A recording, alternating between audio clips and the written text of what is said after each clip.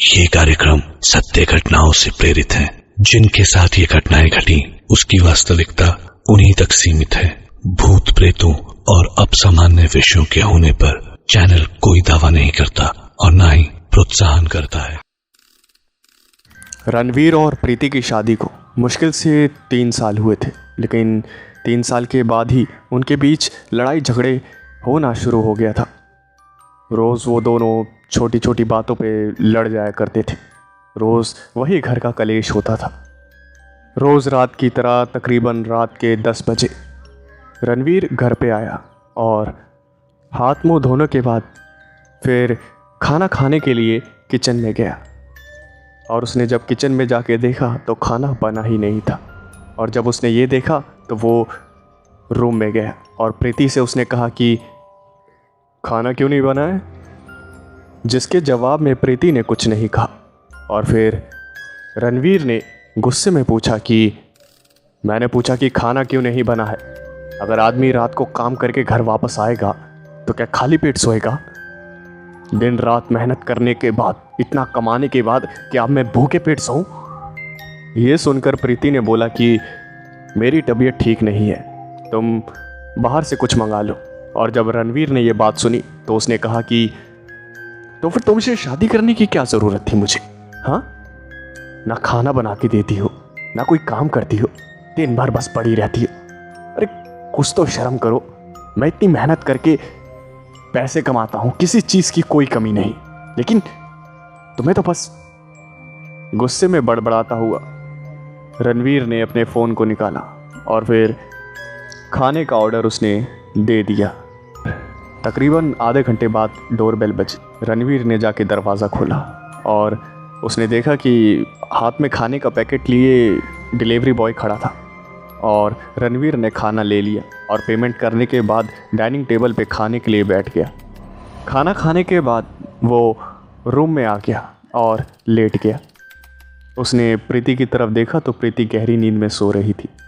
रणवीर ने प्रीति का हाथ पकड़ा और उसने जब हाथ पकड़ा तो उसने देखा कि प्रीति को बहुत तेज़ बुखार था।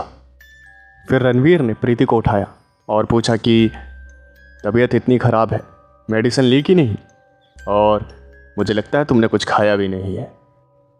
मुझे एक बात बताओ, तुम्हें मेरे साथ रहना नहीं है? डिवोर्स चाहिए? प्रीति ने इस बात का कोई जवाब नहीं दिया और दूसरी साइड मुंह करके सो गई। तभी अचानक से रणवीर ने सुना कि प्रीति रो रही थी। और जब रणवीर ने प्रीति को रोते हुए देखा तो उसे रहा भी नहीं गया और उसने प्रीति से पूछा कि अरे क्या हो गया है? हाँ, अब तो मैंने कुछ बोला भी नहीं है। और प्रीति ने रोते हुए बोला कि तुम क्या बोलोगे, तुम्हें तो सिर्फ अपने काम की पड़ी रहती है। मैं कैसे रहती हूँ तुम्हारे बिना तुम्हें क्या पता। और आज तो तुमने डिवोर्स के लिए भी पूछ ही लिया।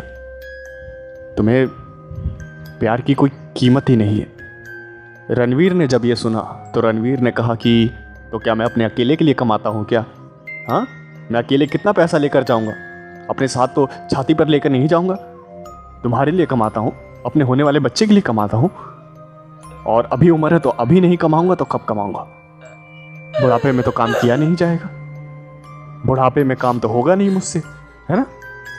ये सब सुन के प्रीति रोने लगी और रणवीर ने जैसे तैसे उसे चुप कराया। अगली सुबह वो ऑफिस के लिए निकल गया और ऑफिस में यही बात सोच रहा था कि क्या सच में वो इतना ज़्यादा प्रोफेशनल लाइफ में इतना बिजी हो गया है कि प्रीति को समय ही नहीं दे पा रहा है। रोज़ रोज़ के झगड़े, रोज़ रोज़ का कलेश, कहीं इन सब की वजह रणवीर का ज़रूरत से ज़्यादा अपने काम में बिज़ी रहना तो नहीं है। जाहिर सी बात थी कि रणवीर भी काफ़ी परेशान हो गया था। रोज़ रोज़ के झगड़े किसको अच्छे लगते हैं? और फिर रणवीर को एक आइडिया आया और उसने अपने दोस्त को कॉल किया और अपने दोस्त से कहा कि अरे भाई, अरे तू एक बात बता, तू प्रॉपर्टी का काम करता है, मुझे प्रॉपर्टी चाहिए, मुझे एक घर चाहिए जो कि काफ़ी अच्छा हो और पैसों की तो तू जानता है कोई कमी नहीं है। बस घर अच्छा होना चाहिए और शांत इलाके में होना चाहिए, दुनियादारी की भीड़ भाड़ से दूर हो और खूबसूरत हो और ज़्यादा कुछ नहीं, ऐसी कोई जगह है तेरे पास? जिसके जवाब में उसके दोस्त ने बोला कि अरे बड़े सही मौके पे कॉल किया भाई तूने। मैंने अभी एक ज़मीन पे एक बहुत अच्छा घर बनाया। वो ज़मीन जो है वो दुनिया से अलग है, एकदम भीड़ भाड़ से अलग है, एकदम नेचर की गोद में है। हर तरफ सिर्फ पेड़ पौधे और हरियाली ही मिलेगी तुझे वहाँ पर। वो घर भी काफ़ी आलीशान मैंने बनवाया है। अगर तू कहे तो तेरे नाम करवा सकता हूँ, और तू तो अपना खास दोस्त है, तेरे लिए ज़्यादा महंगा भी नहीं है। और फिर रणवीर ने कहा कि ठीक है, मैं एक काम करता हूँ, तेरे ऑफिस आता हूँ और दोनों मिलके उस जगह पर एक बार होकर आते हैं। मैं देख लूँगा और मुझे पसंद आ गया तो मैं खरीद लेता हूँ। और फिर उसके प्रॉपर्टी डीलर दोस्त ने हाँ कर दी। रणवीर अपने ऑफिस से निकला और अपने दोस्त के ऑफिस में पहुँच गया। दोनों अपनी कार में बैठ के उस जगह पर पहुँचे और रणवीर को वो जगह बहुत पसंद आई। उसने उस घर को, उस जगह को देखते ही कह दिया कि अरे भाई मानना पड़ेगा, क्या घर बनवाया है तूने, मज़ा आ गया यार। यहाँ पे हर तरफ हरियाली और शांति है, पॉल्यूशन से दूर है यार एकदम। यहाँ की हवा, वाह क्या हवा है, एकदम ताज़ी हवा, जैसे गांव में होती है ना हमारे, बिल्कुल वैसे नेचुरल। यहाँ अगर इंसान रहना शुरू कर देना तो अगर 70 साल जीता है ना तो फिर 80-90 साल तो कहीं नहीं मरेगा। मुझे ये घर खरीदना है। रणवीर ने उस घर को खरीद लिया और फिर शाम को अपने घर में वापस गया। किचन का वही हाल था, किचन में खाना नहीं बना था। और वो रूम में गया, वही हाल था, प्रीति सो रही थी। रणवीर ने प्रीति को जगाया और उसका हाथ पकड़ा और उसने देखा कि बुखार अभी भी था। और फिर उसने प्रीति से पूछा अरे मेडिसिन ली कि नहीं? जिसके जवाब में प्रीति ने नाम में सर हिलाया। और फिर रणवीर ने गुस्से में कहा कि अरे मेडिसिन ले लो, मेडिसिन ले लो, क्यों परेशान करके रखा हुआ है? अपनी तबीयत को खराब करके तुम्हें क्या मिलता है? हाँ। रणवीर ने फिर से खाना ऑर्डर कर दिया और खाना आधे घंटे में घर पहुंच गया। रणवीर ने घर का दरवाज़ा खोला और खाने को ले लिया और फिर डाइनिंग टेबल पे लगा दिया। रूम में जाकर उसने कहा कि आइए महारानी, आपके गुलाम ने खाना लगा दिया है, कृपया करके भोजन को ग्रहण करें।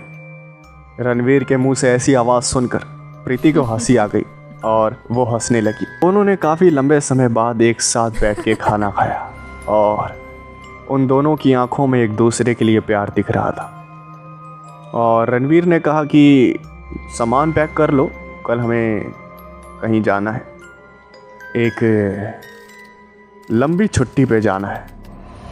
प्रीति ने पूछा कि आखिर कहाँ जाना है? और रणवीर ने कहा कि सरप्राइज़ है, सरप्राइज़, कल सरप्राइज़ है तुम्हारे लिए, सामान पैक करके रखो। सरप्राइज़ क्या है वो तो तुम्हें कल ही पता चलेगा। अगले ही दिन रणवीर अपनी वाइफ प्रीति को उस जगह पर लेकर गया और जब प्रीति ने उस घर को देखा तो जैसे उसकी खुशी का कोई ठिकाना ही नहीं रहा। वो घर प्रीति को इतना पसंद आया कि वो खुशी से नाचने लगी। और जब रणवीर ने प्रीति को इतना खुश देखा तो उसके दिल में भी काफ़ी लंबे समय बाद सुकून आया और उसने प्रीति से कहा कि अरे बस बस, सारी खुशियाँ आज ही सेलिब्रेट कर लोगी ना आज के? अब 2-3 महीने तो अब यहीं रहना है। दूर दूर तक इन हसीन वादियों के अलावा यहाँ कोई नहीं है, सिर्फ मैं और तुम। वो दोनों काफ़ी लंबे सफ़र के बाद आए थे तो थक गए थे, इसलिए आराम करते करते सो गए। रणवीर की आंखें शाम को तकरीबन 7 बजे खुली और उसने देखा कि प्रीति उसके बगल में नहीं है। और जब उसने प्रीति को अपने बगल में नहीं देखा तो वो अचानक से उठा और रूम से बाहर निकला। उसने प्रीति को आवाज़ लगाना शुरू किया। तभी अचानक से उसे किचन से कुछ आवाज़ें आईं, तो वो किचन की तरफ बढ़ा तो उसने देखा कि प्रीति खाना बना रही थी।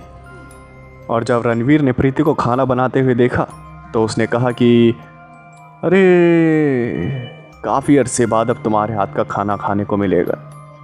प्रीति भी ये सारी बातें सुन के हंसने लगी और फिर वो दोनों खाना खा के सो गए। काफ़ी दिन उन्होंने एंजॉय किया और साथ में मूवीज़ वगैरह, घूमना फिरना, यही सब करते रहे। वो दोनों काफ़ी खुश थे, उनकी छुट्टियां काफ़ी अच्छी तरह से बीत रही थी। लेकिन अचानक से आई एक ऐसी रात जिसने उनकी खुशियों पे नज़र लगा दी। प्रीति रोज़ की तरह किचन में खाना बना रही थी और खाना बनाते बनाते उसका ध्यान गया किचन में लगी एक खिड़की के बाहर। उसने देखा कि उनके घर के बाहर एक अजीब सा दिखने वाला आदमी खड़ा है जो कि प्रीति को घूर रहा है। और उसने जब उस आदमी को देखा तो वो काफ़ी ज़्यादा घबरा गई। उसने खिड़की के दरवाजे बंद कर लिए और पर्दा लगा दिया। रणवीर के पास वो भागती हुई गई और उसने रणवीर को ये सारी बातें बताई। रणवीर तुरंत किचन में आया और उसने खिड़की को खोल के देखा तो वहाँ कोई भी नहीं था।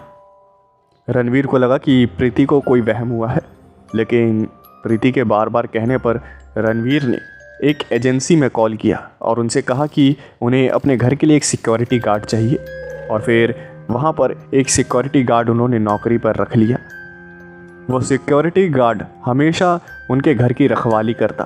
और तकरीबन 10 दिन बाद रणवीर और प्रीति जब अपने कमरे में सो रहे थे तभी अचानक से उन्हें अपने सिक्योरिटी गार्ड के चिल्लाने की आवाज़ आई। और जब उन्होंने चिल्लाने की आवाज़ को सुना, उन्होंने अपने रूम की विंडो को खोला तो उन्होंने देखा कि उनका सिक्योरिटी गार्ड जहाँ खड़ा रहता है वहाँ नहीं था। उसकी आवाज़ को सुनकर लगा था कि जैसे कुछ भयानक हुआ है। रणवीर ने प्रीति से कहा कि तुम यहीं रहो, मैं देख कर आता हूँ आखिर बात क्या है।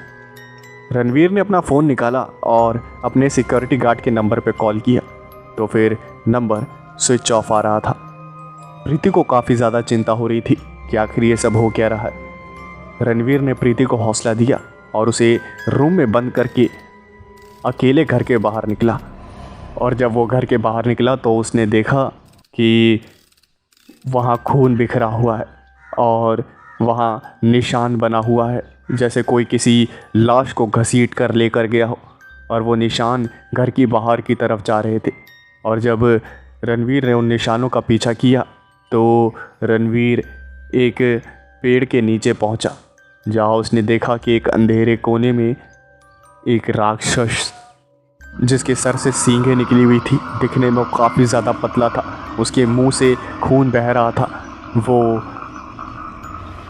राक्षस सिक्योरिटी गार्ड को खा रहा था। ये देखकर रणवीर को अपनी आंखों पर यकीन नहीं हुआ। वो तुरंत भागकर घर में घुस गया और उसने घर को अंदर से लॉक कर लिया। वो भागते हुए प्रीति के पास गया और उसने कहा कि तुम ठीक तो हो? जिसके जवाब में प्रीति ने हाँ में सर हिलाया और उसने पूछा कि आखिर हुआ क्या है।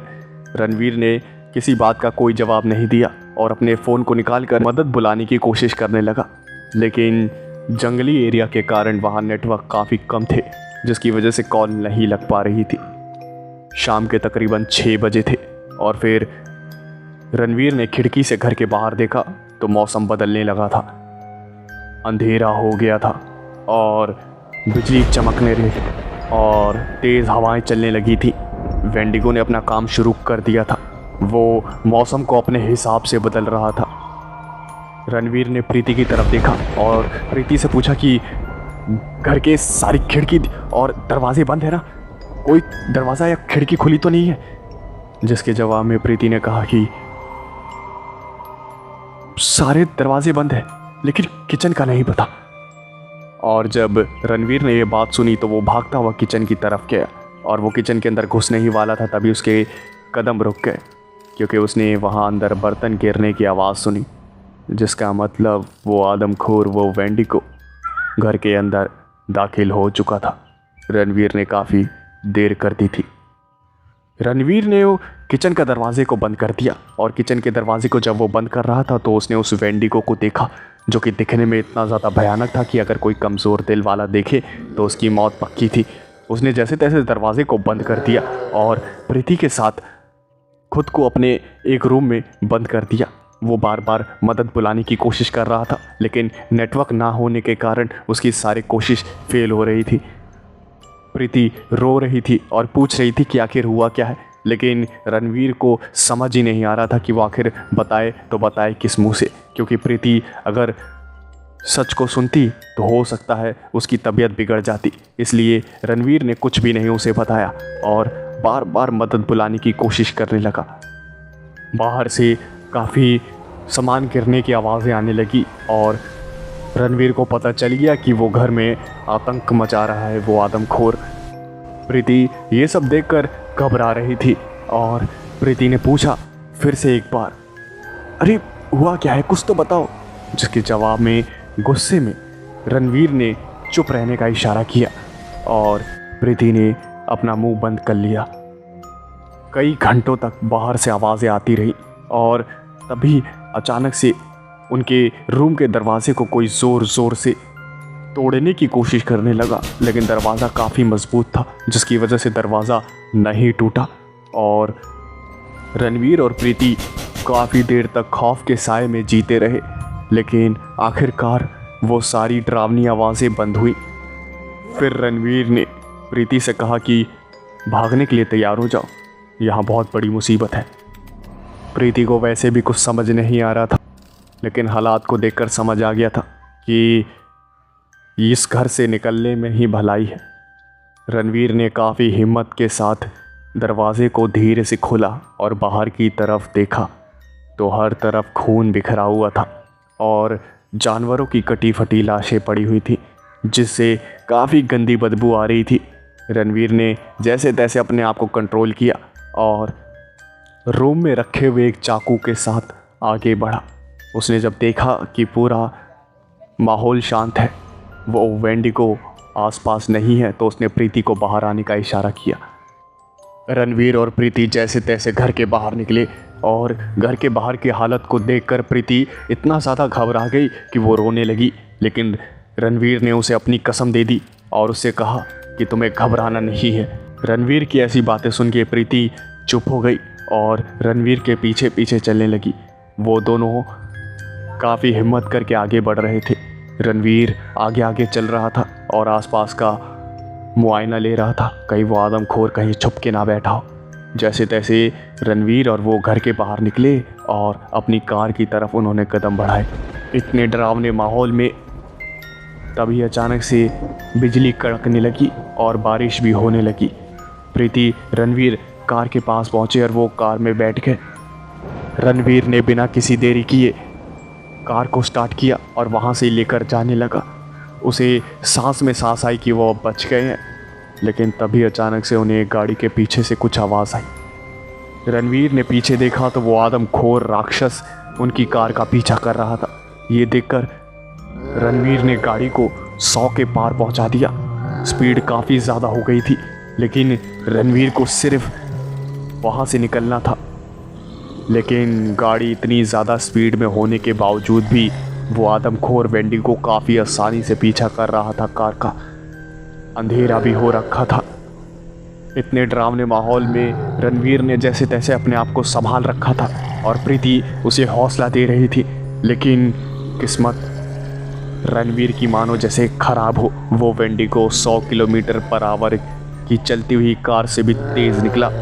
उसने कुछ ही मिनटों में कार को पकड़ लिया और कार को नुकसान पहुंचाने लगा, जिसकी वजह से कार का बैलेंस बिगड़ गया और काफ़ी बुरी तरह से एक्सीडेंट हो गया। एक्सीडेंट में कार के चीथड़े उड़ गए, लेकिन रणवीर और प्रीति अभी जिंदा थे। दोनों घायल तो हो गए थे, लेकिन वो दोनों बचे हुए थे। वो दोनों गाड़ी से निकले और उन्होंने देखा कि वो वेंडिगो उसी कार क्रैश में फंस गया है। कार के चीथड़ों के बीच में वो निकलने की कोशिश कर रहा था, लेकिन निकल नहीं पा रहा था और चिल्लाए जा रहा था। रणवीर के सर से खून निकल रहा था और वो प्रीति की तरफ भागा। उसने प्रीति को अपनी गोद में उठाया और वहाँ से लड़खड़ाते हुए वहाँ से प्रीति को कार से दूर लेकर चला गया। उसने प्रीति को एक पेड़ के नीचे रखा और फिर अपनी पॉकेट में उसने हाथ डाला और एक लाइटर निकाला। उस लाइटर को और वेंडिगो उसी कार में अभी भी फंसा हुआ था। फिर रणवीर ने उस कार को आग के हवाले कर दिया और वहाँ पर एक ज़ोरदार ब्लास्ट हुआ, जिसकी वजह से वो वेंडिगो वहीं पर मौत की नींद सो गया। लेकिन इन सब चक्करों में रणवीर इतना ज़्यादा घायल हो गया था कि उसके पास चलने की ताकत तक नहीं बची थी। लेकिन वो जैसे तैसे प्रीति को गोद में लेकर रिहायशी इलाके की तरफ बढ़ रहा था। उसके सर से खून बह रहा था, लेकिन उसके पास चलने के अलावा कोई रास्ता नहीं था। वो यही सोच रहा था कि काश कोई कार वाला कोई तो उसकी मदद के लिए आ जाए, लेकिन उस सुनसान रास्ते पे उसे कोई भी नहीं मिला। आखिरकार वही हुआ जिसका डर था। रणवीर की आंखों के सामने अंधेरा छाने लगा और वो ज़मीन पर गिर गया। रणवीर की आंखें खुली तो उसने देखा कि वो हॉस्पिटल में है, और एक नर्स ने जब रणवीर को होश में देखा तो वो बाहर गई और फिर प्रीति तुरंत अंदर आ गई। रणवीर ने प्रीति से पूछा कि मैं जिंदा कैसे बच गया? मुझे तो लगा था अब आखिरी दिन आ ही गया। मैं यहाँ पहुँचा कैसे? तभी वहाँ एक पुलिस इंस्पेक्टर आ गया और उसने कहा कि मैं लेकर आया आपको। रणवीर ने उस पुलिस ऑफिसर का शुक्रिया किया, लेकिन उस पुलिस ऑफिसर ने कहा कि अरे मेरा शुक्रिया अदा करना छोड़िए, आप तो अपनी बीवी का एहसान मानिए। मैं उस सुनसान रास्ते से होते हुए गुजर रहा था और मैंने देखा कि आपकी बीवी आपको कंधे पे उठा कर लेकर जा रही है और आपकी बीवी के सर से भी इतना खून बह रहा था। मैं तो सैल्यूट करता हूँ आपकी वाइफ को। और रणवीर ने प्रीति की तरफ देखा और प्रीति से कहा कि ये कैसे हो सकता है? मेरा वज़न तो 90 किलो है, ये खुद 50 किलो की है मुश्किल से, मुझे कैसे उठा सकती है? कहीं तुम एलियन तो नहीं? कहीं तुम मंगल ग्रह से आई हुई वंडर वुमन तो नहीं? और रणदीप का ऐसा मजाक सुनकर वो सारे वहीं पर हंसने लगे। और आखिरकार रणवीर को समझ आ गया उसकी बीवी उससे कितना प्यार करती है और उन दोनों को एक दूसरे की असली कीमत पता चली। उन्होंने साथ में मुश्किल वक्त तो देखा, लेकिन अब उन्हें एक दूसरे की कीमत का एहसास था। स्टीव नाम का एक लड़का अपने दादा दादी के घर पहली बार जा रहा था। उसकी उम्र सिर्फ 12 साल थी और वो आज से पहले कभी अपने दादा दादी से नहीं मिला था। वो काफ़ी ज़्यादा एक्साइटेड था अपने दादा दादी से मिलने के लिए। वो काफ़ी दिनों से इसी दिन का इंतज़ार कर रहा था और आखिरकार उसका ये इंतज़ार ख़त्म हुआ। वो अपने दादा दादी के घर अपनी गर्मियों की छुट्टियों में पहुंचा और अपने दादा दादी का घर देखकर काफ़ी खुश हुआ। वो घर काफ़ी अच्छा था। उसकी दादी ने स्टीव का और उसके माता पिता का स्वागत किया। स्टीव की दादी काफ़ी खुश थी और स्टीव भी अपनी दादी से मिलके काफ़ी ज़्यादा खुश था, लेकिन उसकी नज़रें किसी को ढूंढ रही थी और वो स्टीव को अभी तक नहीं मिला था। स्टीव बार बार इधर उधर देख रहा था और जब उसकी दादी ने देखा और फिर स्टीव से पूछा, बेटा स्टीव, अगर क्या बात है, तुम किसे ढूंढ रहे हो? जिसके जवाब में स्टीव ने कहा कि दादी, मैं दादाजी को ढूंढ रहा हूँ, वो कहाँ पर है? जिसके जवाब में स्टीव की दादी ने कहा कि वो अपने कमरे में आराम कर रहे हैं, उनकी तबीयत ख़राब है और उन्हें परेशान मत करना। स्टीव ये सुनकर थोड़ा सा उदास हो गया और अपने मम्मी पापा के चेहरे को देखने लगा और फिर उसके मम्मी पापा ने भी यही बात बोली कि अभी दादाजी की तबीयत ख़राब है, वो थोड़े अच्छे हो जाएंगे तो इनसे मिलना। स्टीव का चेहरा उतर गया और वो रूम में जाके शांति से बैठ गया। रात के तकरीबन 10 बजे उसे प्यास लगी।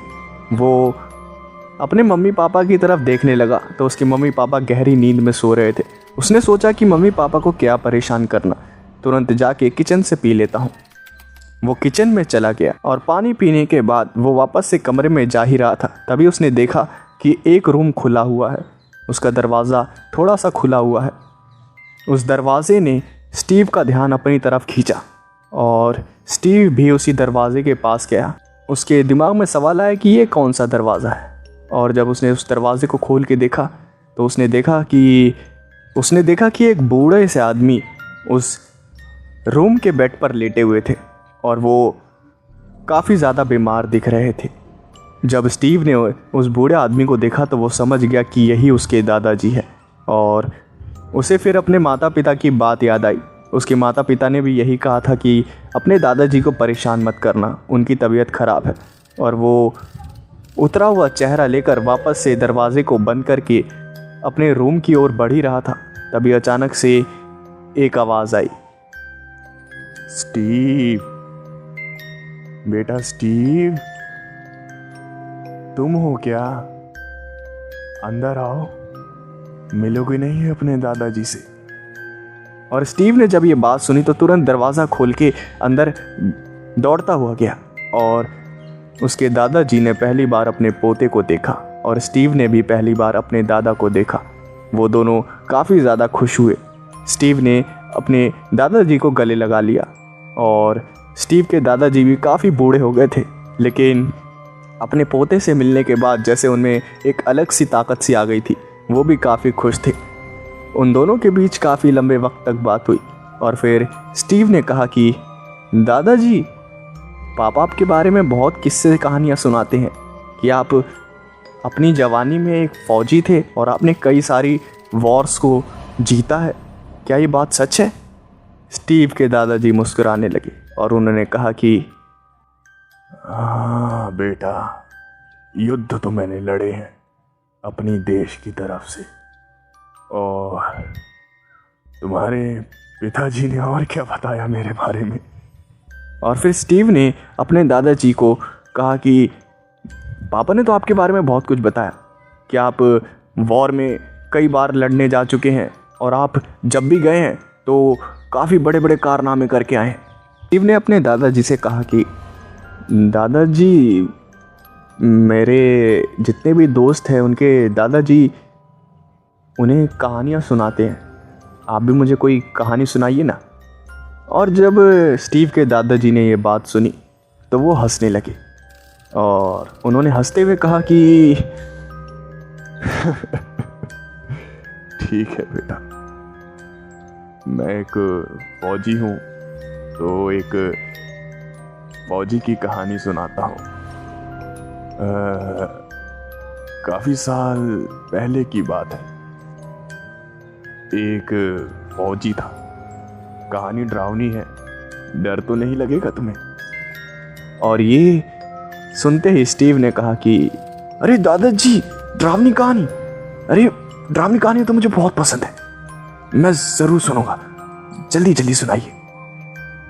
अच्छा, ये तो अच्छी बात है, चलो सुनाता हूँ।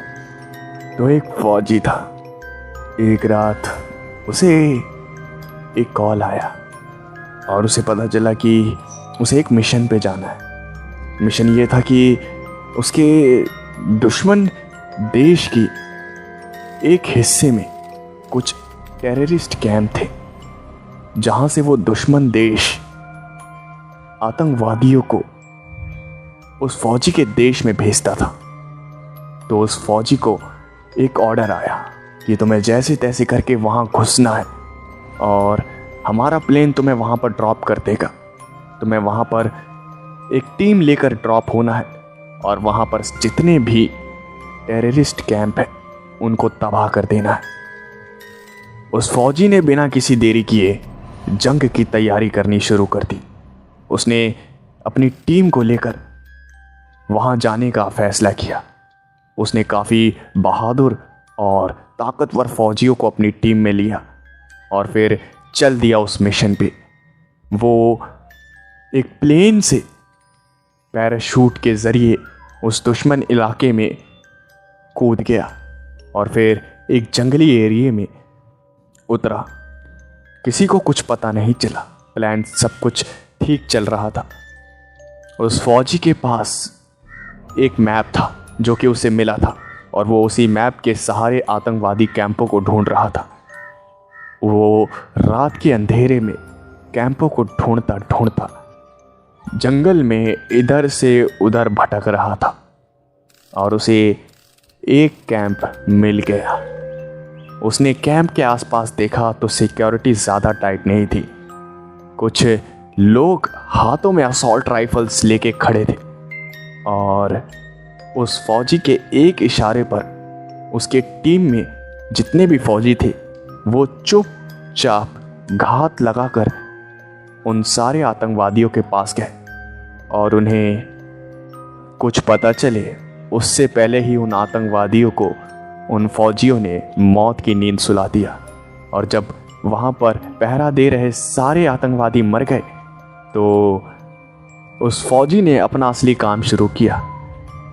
उसने एक विस्फोटक को उस आतंकवादी कैंप में लगा दिया और अपने फौजियों को लेकर वहाँ से दूर चला गया और जो बाकी कैंप्स थे उनकी तलाश करने लगा। उस फौजी के पास वक्त काफ़ी कम था। वो इधर से उधर आर्मी कैंप्स को ढूंढ रहा था। मैप उतना सटीक नहीं था जिसकी वजह से उस फौजी को परेशानी हो रही थी, लेकिन उसके हौसले फिर भी बुलंद थे। और बाकी कैंप्स ढूंढने के बाद उस फौजी ने वहाँ पर भी उसी स्ट्रेटजी से बाकी पहरेदारों को मार के वहाँ पर भी एक्सप्लोजन लगा दिए। और फिर उस फौजी ने अपने सीनियर्स को इस बात की जानकारी दी। उसके सीनियर्स भी बिना किसी देरी के वहाँ पर एक प्लेन भेज दिया उन्होंने, ताकि वो उन फौजियों को एयरलिफ्ट करवा सके। अब बस एक ही काम रह गया था और वो था उन सारी जगहों को उड़ा देने का। सिर्फ एक बटन दबाने की देर थी, वहाँ पर जितने भी आतंकी कैंप थे सबके सब एक बार में उड़ जाने वाले थे। उस फौजी को जो लोकेशन मिली थी उस लोकेशन के अनुसार वहाँ उस फौजी का प्लेन आने वाला था और कुछ ही देर में वो प्लेन आ गया। उस प्लेन से एक रस्सी नीचे फेंकी गई। सारे सोल्जर्स उस रस्सी को चढ़कर उस प्लेन की तरफ बढ़ने लगे। वो उस रस्सी को चढ़ते जा रहे थे, उस रस्सी को पकड़ के ऊपर चढ़ते जा रहे थे। तभी अचानक से उस सीनियर फौजी ने ध्यान दिया कि उसके 2 फौजी गायब हैं और ये देखकर वो थोड़ा सा हैरान हो गया और घबरा गया। वो तुरंत उस रस्सी से नीचे उतर गया और जब बाकी फौजियों ने उसे देखा तो उससे पूछा, सर हमारा काम हो गया है, हमें यहाँ से निकलना पड़ेगा। अब बस आपको एक बटन दबाना है, यहाँ के सारे टेररिस्ट कैंप उड़ जाएंगे। और फिर उस सीनियर फौजी ने कहा कि मेरे 2 फौजी यहाँ से गायब हो गए हैं, मुझे उन्हें ढूंढना है, उनका क्या हुआ? मैं उन्हें अकेला छोड़ के यहाँ नहीं जा सकता। मुझे लगता है कि यहाँ के हालात और भी ज़्यादा ख़राब है। तुम सब जाओ, मैं यहीं पर हूँ। तुम और भी ज़्यादा आर्मी को लेकर आओ। तुमने इस जगह को अच्छी तरह से देख लिया है, तुम वहाँ जाओ और भी ज़्यादा ट्रूप्स को लेकर आओ। मैं तब तक यहीं रहकर अपने उन 2 सोल्जर्स को ढूंढता हूँ।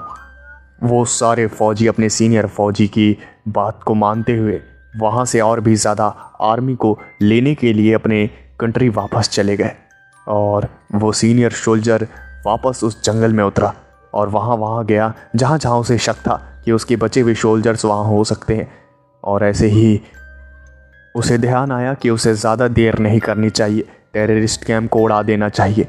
अगर वहाँ पर कोई भी आतंकवादी उठ गया तो वो सारा प्लान समझ जाएगा। और उसने बिना किसी देरी किए सारे आतंकवादी कैंपों को एक साथ उड़ा दिया और वहाँ पर अपने फौजियों की तलाश करने लगा।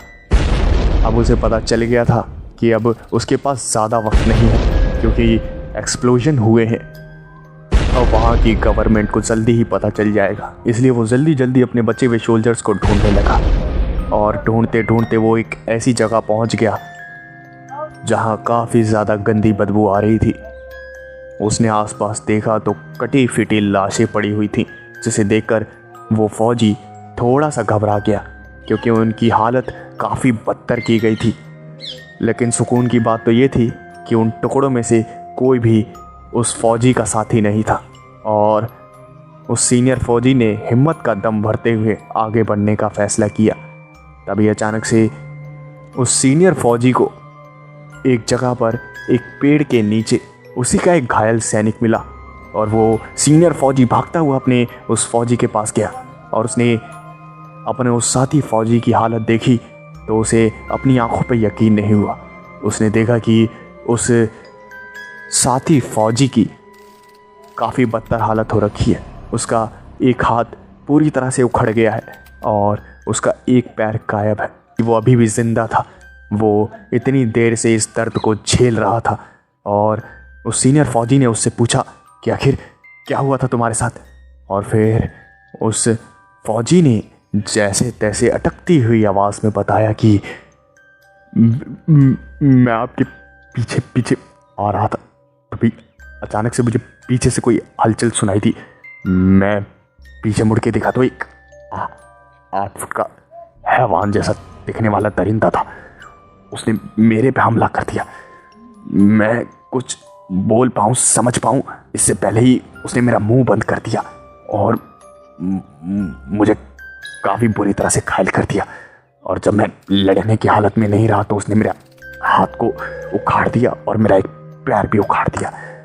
ये बात सुनते ही वो सीनियर फौजी समझ गया कि यहाँ की हालत और भी ज़्यादा ख़राब है।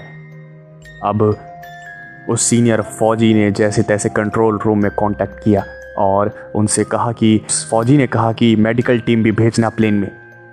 मुझे एक फ़ौजी मिल गया है, उसकी हालत बहुत क्रिटिकल है, मैं जल्द से जल्द मदद चाहता हूँ। और कुछ ही मिनटों में वो प्लेन वहाँ आ गया और उस प्लेन में से कई सारे फौजी उतरे। उनमें से कुछ फौजियों ने उस घायल फौजी की हालत देखी और वो भी काफ़ी ज़्यादा चिंता में हो गए और उन्होंने उस फौजी को जैसे तैसे प्लेन में पहुंचाया और वो प्लेन उस घायल फौजी को लेकर वहाँ से चला गया। अब वापस से उस सीनियर फौजी के पास एक पूरी टीम थी और वो उस टीम को लेकर अपनी टीम को लेकर उस दूसरे खोए हुए फौजी को ढूंढने के लिए चल दिया। अब उनके पास ज़्यादा वक्त नहीं था। किसी भी वक्त गवर्नमेंट आर्मी को वहाँ उस इलाके में भेज सकती थी, क्योंकि गवर्नमेंट भी आतंकवादियों के साथ मिली हुई थी।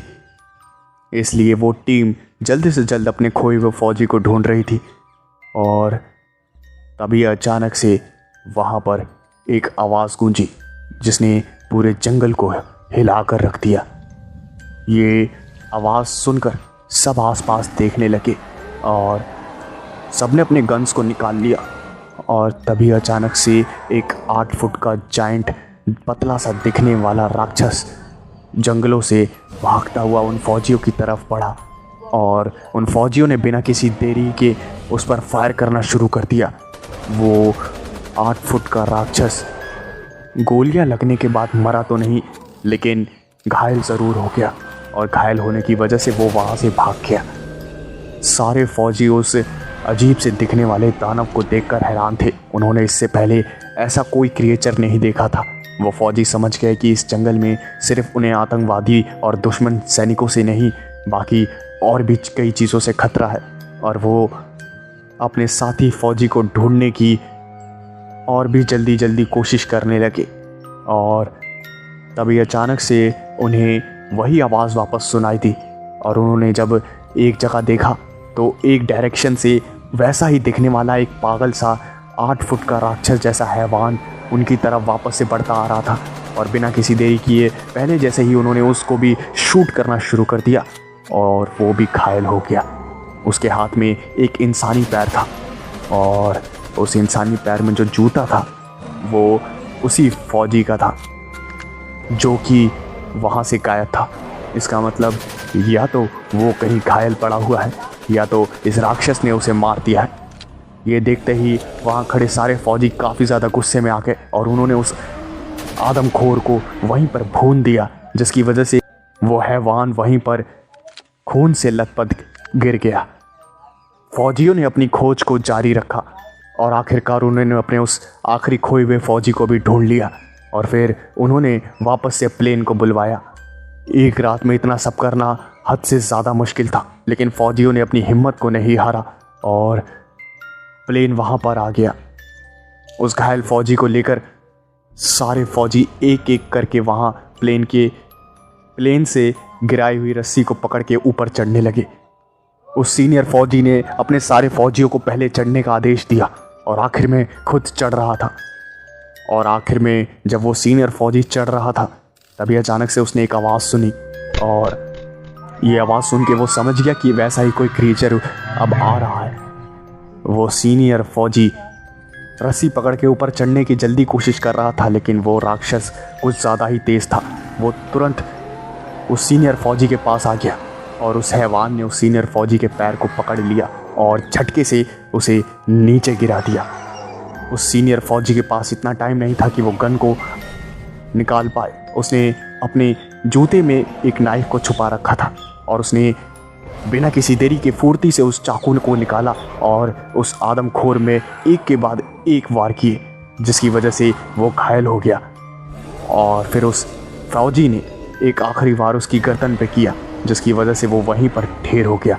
लेकिन मरते मरते उसने उस सीनियर फौजी के एक कंधे पे काट लिया। जब बाकी फौजियों ने अपने लीडर को खतरे में देखा तो वो भी बैटल के लिए नीचे उतर ही रहे थे, लेकिन उससे पहले उस सीनियर फौजी ने उस आदमखोर को मौत के घाट उतार दिया। लेकिन उस मुठभेड़ में उसके एक हाथ पे काफ़ी गहरा जख्म आ गया था और बाकी फौजी तुरंत नीचे उतरे और अपने सीनियर फौजी को लेकर प्लेन में चढ़ गए और वापस अपनी कंट्री पहुंचे। इन्फेक्शन की वजह से उस सीनियर फौजी का हाथ काटना पड़ा। स्टीव के दादाजी उसे ये कहानी सुना ही रहे थे। तभी अचानक से स्टीव की दादी आ गई और उसने स्टीव से कहा कि बेटा, मैंने तुम्हें मना किया था ना, तुम्हारे दादाजी की तबीयत खराब है, तुम फिर भी यहाँ उन्हें परेशान कर रहे हो। जिसके जवाब में स्टीव के दादाजी ने कहा कि ये मेरा पोता है, इसका पूरा हक है मुझसे बातें करने का, तुम्हें ज़्यादा बोलने की ज़रूरत नहीं है। स्टीव की दादी ने अलमारी खोली और कुछ मेडिसिन निकाल के स्टीव के दादा को दी और स्टीव के दादा ने मेडिसिन को खाया। स्टीव की दादी ने रूम की लाइट्स को जलाया और स्टीव ने कमरे में देखा तो कई सारी ट्रॉफीज और मेडल्स थे जो कि आर्मी की थी, जिन्हें देखकर स्टीव काफ़ी ज़्यादा हैरान हो गया। दादाजी से पूछा कि दादाजी, क्या ये सारी मेडल्स और ट्रॉफीज आपकी हैं? जिसके जवाब में उसके दादाजी ने मुस्कुराते हुए कहा कि हाँ, ये सारी ट्रॉफीज और मेडल्स मेरी हैं। और तभी अचानक से स्टीव ने कुछ देखा। उसने देखा कि उसके दादाजी का एक हाथ नहीं था। ये देखते ही स्टीव काफ़ी ज़्यादा हैरान हो गया और उसने अपनी दादाजी से पूछा, दादाजी, आपके एक हाथ को क्या हो गया? जिसके जवाब में उसके दादाजी ने बताया कि उस सीनियर फौजी के बारे में नहीं पूछोगे बेटा, वो मैं ही था। ये कार्यक्रम सत्य घटनाओं से प्रेरित है। जिनके साथ ये घटनाएं घटी उसकी वास्तविकता उन्हीं तक सीमित है। भूत प्रेतों और असामान्य विषयों के होने पर चैनल कोई दावा नहीं करता और ना ही प्रोत्साहन करता है। मार्क काफी लंबे समय से नौकरी की तलाश कर रहा था, लेकिन हर जगह सिर्फ उसके हाथ में निराशा ही आई। लेकिन काफी लंबे समय के बाद, काफी कोशिशों के बाद उसे एक नौकरी मिली और वो नौकरी थी सेल्समैन की। मार्क ये नौकरी करना तो नहीं चाहता था, लेकिन पैसों की तंगी के कारण उसे ये नौकरी करनी पड़ी और वो रोज लोगों के घरों पे जाकर सामान को बेचने लगा। शुरुआती दिनों में तो उसे काफ़ी दिक्कतों का सामना करना पड़ा, लेकिन मजबूरी के कारण वो ये काम करता रहा। एक दिन अचानक से वो अपने सामान को लेकर घूम रहा था। उसे कोई घर नहीं मिल रहा था जहां वो जाकर अपने सामान को बेच सके। वो एक घर के पास पहुंचा जो कि काफ़ी वीरान जगह पे था। उस घर के आसपास काफ़ी ज़्यादा जंगली एरिया था। उस दिन मार्क का कोई भी सामान नहीं बिका था, इसलिए मजबूरी में उसने सोचा कि चलो यहाँ चल के देखता हूँ, क्या पता कुछ सामान बिक जाए। और वो उस घर की तरफ बढ़ गया। घर पे जाकर उसने डोरबेल को बजाया तो एक बूढ़े आदमी ने दरवाज़ा खोला और फिर उस सेल्समैन ने, मतलब कि मार्क ने, उस बूढ़े आदमी को अपने प्रोडक्ट दिखाना शुरू किया और उस बूढ़े आदमी ने हंसते हुए मार्क को अंदर बुलाया। मार्क को लगा कि शायद कस्टमर को वो प्रोडक्ट पसंद आ गया है और आज अच्छी खासी कमाई हो जाएगी। वो खुशी खुशी उस बूढ़े आदमी के घर में चला गया। उस बूढ़े आदमी ने मार्क को पानी पिलाया और आराम करने के लिए कहा। मार्क काफ़ी हैरान हो रहा था कि ये बूढ़ा आदमी इतनी ज़्यादा मेहमान नवाजी क्यों कर रहा है मार्क की। वो काफ़ी ज़्यादा बूढ़ा था और मार्क उसकी बातों को टाल नहीं पा रहा था, इसलिए वो जैसा जैसा कह रहा था मार्क वैसा वैसा कर रहा था। मार्क उस कुर्सी पे जाकर बैठ गया और घर का नज़ारा देखने लगा। घर काफ़ी ज़्यादा पुराना था। उस बूढ़े आदमी ने मार्क से ढेर सारा सामान खरीदा और मार्क को बहुत कमाई हुई, जिसकी वजह से मार्क काफ़ी ज़्यादा खुश हुआ। उस बूढ़े आदमी ने मार्क को एक स्पेशल टी पिलाई, जिसे पीकर मार्क काफ़ी ज़्यादा खुश हुआ। वो स्पेशल टी मार्क को काफ़ी ज़्यादा पसंद आई और फिर उसने उस बूढ़े आदमी से पूछा कि अरे अंकल, क्या डालते हो आप अपनी स्पेशल टी में? इतनी ज़्यादा स्वादिष्ट मैंने आज तक कभी भी नहीं पी, कमाल की टी है आपकी। जिसके जवाब में उस बूढ़े आदमी ने कहा कि अरे बेटा, बस प्यार मिला देता हूँ, अच्छी अपने आप बन जाती है। और ये सुनकर मार्क मुस्कुराने लगा और मार्क ने अपना बाकी का सामान उठाया और वहां से एक मोटी पैसों की गड्डी लेकर जाने लगा। और जाते जाते उस बूढ़े आदमी ने कहा कि बेटा, वापस जरूर आना, और अगर कोई नया प्रोडक्ट लॉन्च हो तो उसे भी लेकर आना, मैं तुम्हारे सारे प्रोडक्ट्स खरीदूंगा। और मार्क काफी खुश हुआ और वहां से चला गया। कुछ ही दिनों बाद उसकी कंपनी ने जहां वो काम करता था एक नया प्रोडक्ट लॉन्च किया और मार्क को ढेर सारे यूनिट मिले बेचने के लिए। वो आंखें बंद करके उसी बूढ़े आदमी के घर पे चला गया और उसने इस बार डोरबेल बजाई तो वहाँ एक बूढ़ी औरत थी। उस बूढ़ी औरत ने दरवाज़ा खोला और मार्क ने पूछा कि अंकल जी हैं कि नहीं। उस बूढ़ी औरत ने मार्क को अंदर आने के लिए कहा और फिर मार्क ने देखा कि वो बूढ़ा आदमी कुर्सी पर बैठ के टीवी देख रहा है। और जैसे ही उसने मार्क को देखा तो मुस्कुराते हुए कहा कि आ गए, मैं तुम्हारा ही इंतजार कर रहा था। मैं यही सोच रहा था तुम इतने दिनों से आए क्यों नहीं। लगता है कोई नया प्रोडक्ट लॉन्च किया है कंपनी ने, है ना? मार्क ने मुस्कुराते हुए हाँ में सर हिलाया और फिर उस बूढ़े आदमी ने कहा कि दिखाओ दिखाओ क्या प्रोडक्ट है। और मार्क ने बिना किसी देरी किए उस प्रोडक्ट को दिखाना शुरू कर दिया। और फिर वो बूढ़ा आदमी बोला कि प्रोडक्ट अच्छा है, मैं सारे यूनिट्स खरीदूंगा, मैं अंदर से पैसे लेकर आता हूँ और साथ में तुम्हारे लिए तुम्हारी फेवरेट स्पेशल टी भी लेकर आता हूँ। ये सब सुन के मार्क की खुशी का कोई ठिकाना ही नहीं रहा। सारे यूनिट उसके बिक गए। अब उसको पक्का प्रमोशन मिलने वाला था कंपनी की तरफ से। मार्क काफी ज्यादा खुश था। वो बूढ़ा आदमी अंदर कमरे में चला गया और एक मोटी पैसों की गड्डी लेकर आया और मार्को को पकड़ा दिया और किचन में जाकर टी बनाने लगा। वो बूढ़ी औरत उस कुर्सी पे बैठकर टीवी देखने लगी। वो बूढ़ी औरत काफी ज्यादा अजीब थी। वो कुछ भी बोलती नहीं थी, सिर्फ चलती फिरती थी। कोई भी चेहरे पे उसके हाव भाव नहीं रहते थे। आधे घंटे तक वो बूढ़ा आदमी बाहर नहीं आया किचन से। मार्क को लग रहा था कि क्या हो गया, इसलिए वो धीरे धीरे किचन की तरफ बढ़ा और किचन का दरवाज़ा हल्का सा खुला हुआ था। और फिर मार्क ने देखा कि वो बूढ़ा आदमी एक आदमी के कटे हुए सर को निचोड़कर उसमें से खून निकाल रहा है और उसे गैस पर चढ़ाकर पका रहा है। मार्क ये सब देखकर सन्न रह गया और फिर उस बूढ़े आदमी ने मार्क के सामने ही उस इंसान की खोपड़ी से निकले हुए खून से चाय बना दी। ये देखकर मार्क का मुंह खुला का खुला रह गया और उसे उल्टी आने लगी, लेकिन जैसे तैसे उसने अपने आप को संभाला। वो समझ गया कि यहाँ से निकलना ही ठीक रहेगा। वो अपना सामान उठा के जा ही रहा था, तभी उसने दरवाज़ा खोलने की कोशिश की, लेकिन दरवाज़ा लॉक था। और तभी अचानक से वो टीवी देख रही बूढ़ी औरत बोली कि बाहर जाने का कोई रास्ता नहीं है। ये सुनते ही मार्क काफी ज्यादा घबरा गया और पागलों की तरह दरवाजा खोलने की कोशिश करने लगा, लेकिन उसकी हर कोशिश नाकामयाब हुई। वो चुपचाप से जाकर कुर्सी पे बैठ गया, क्योंकि अगर उस बूढ़े आदमी को पता चलता कि मार्क वहां से भागने की कोशिश कर रहा है तो अगली बार मार्क के कटे हुए सर से वो बूढ़ा आदमी चाय बनाता। वो आदमी बाहर निकला और मार्क को चाय पकड़ाने लगा और बोला, ये लो बेटा, तुम्हारी स्पेशल चाय, तुम्हें बहुत पसंद है। और उस चाय को देखकर मार्क को काफी ज्यादा घिन आ रही थी, क्योंकि उसे पता था कि वो चाय कैसे बनी थी।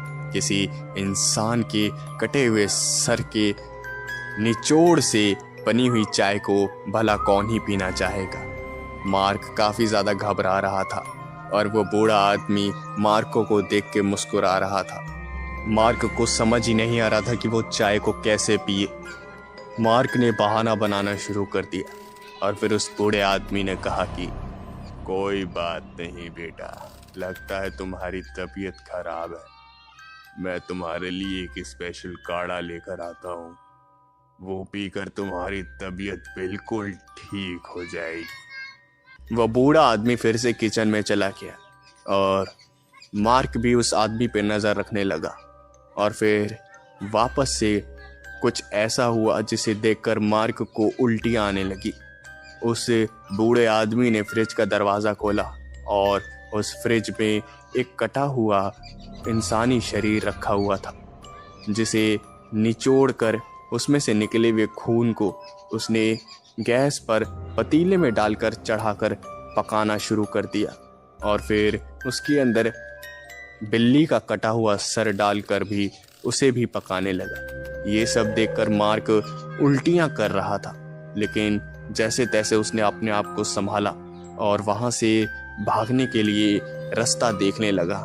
उसे पता चल गया था कि यहाँ ज़्यादा देर रहना खतरे से खाली नहीं है। और मार्क की नज़र एक खिड़की पे पड़ी और मार्क ने बिना किसी देरी किए उस खिड़की को तोड़ के वहाँ से भागने की कोशिश की, लेकिन उससे पहले ही उस बूढ़ी औरत ने मार्क को पकड़ लिया और हंसते हुए बोली कि मैंने कहा ना, यहाँ से भागने का कोई रास्ता नहीं है।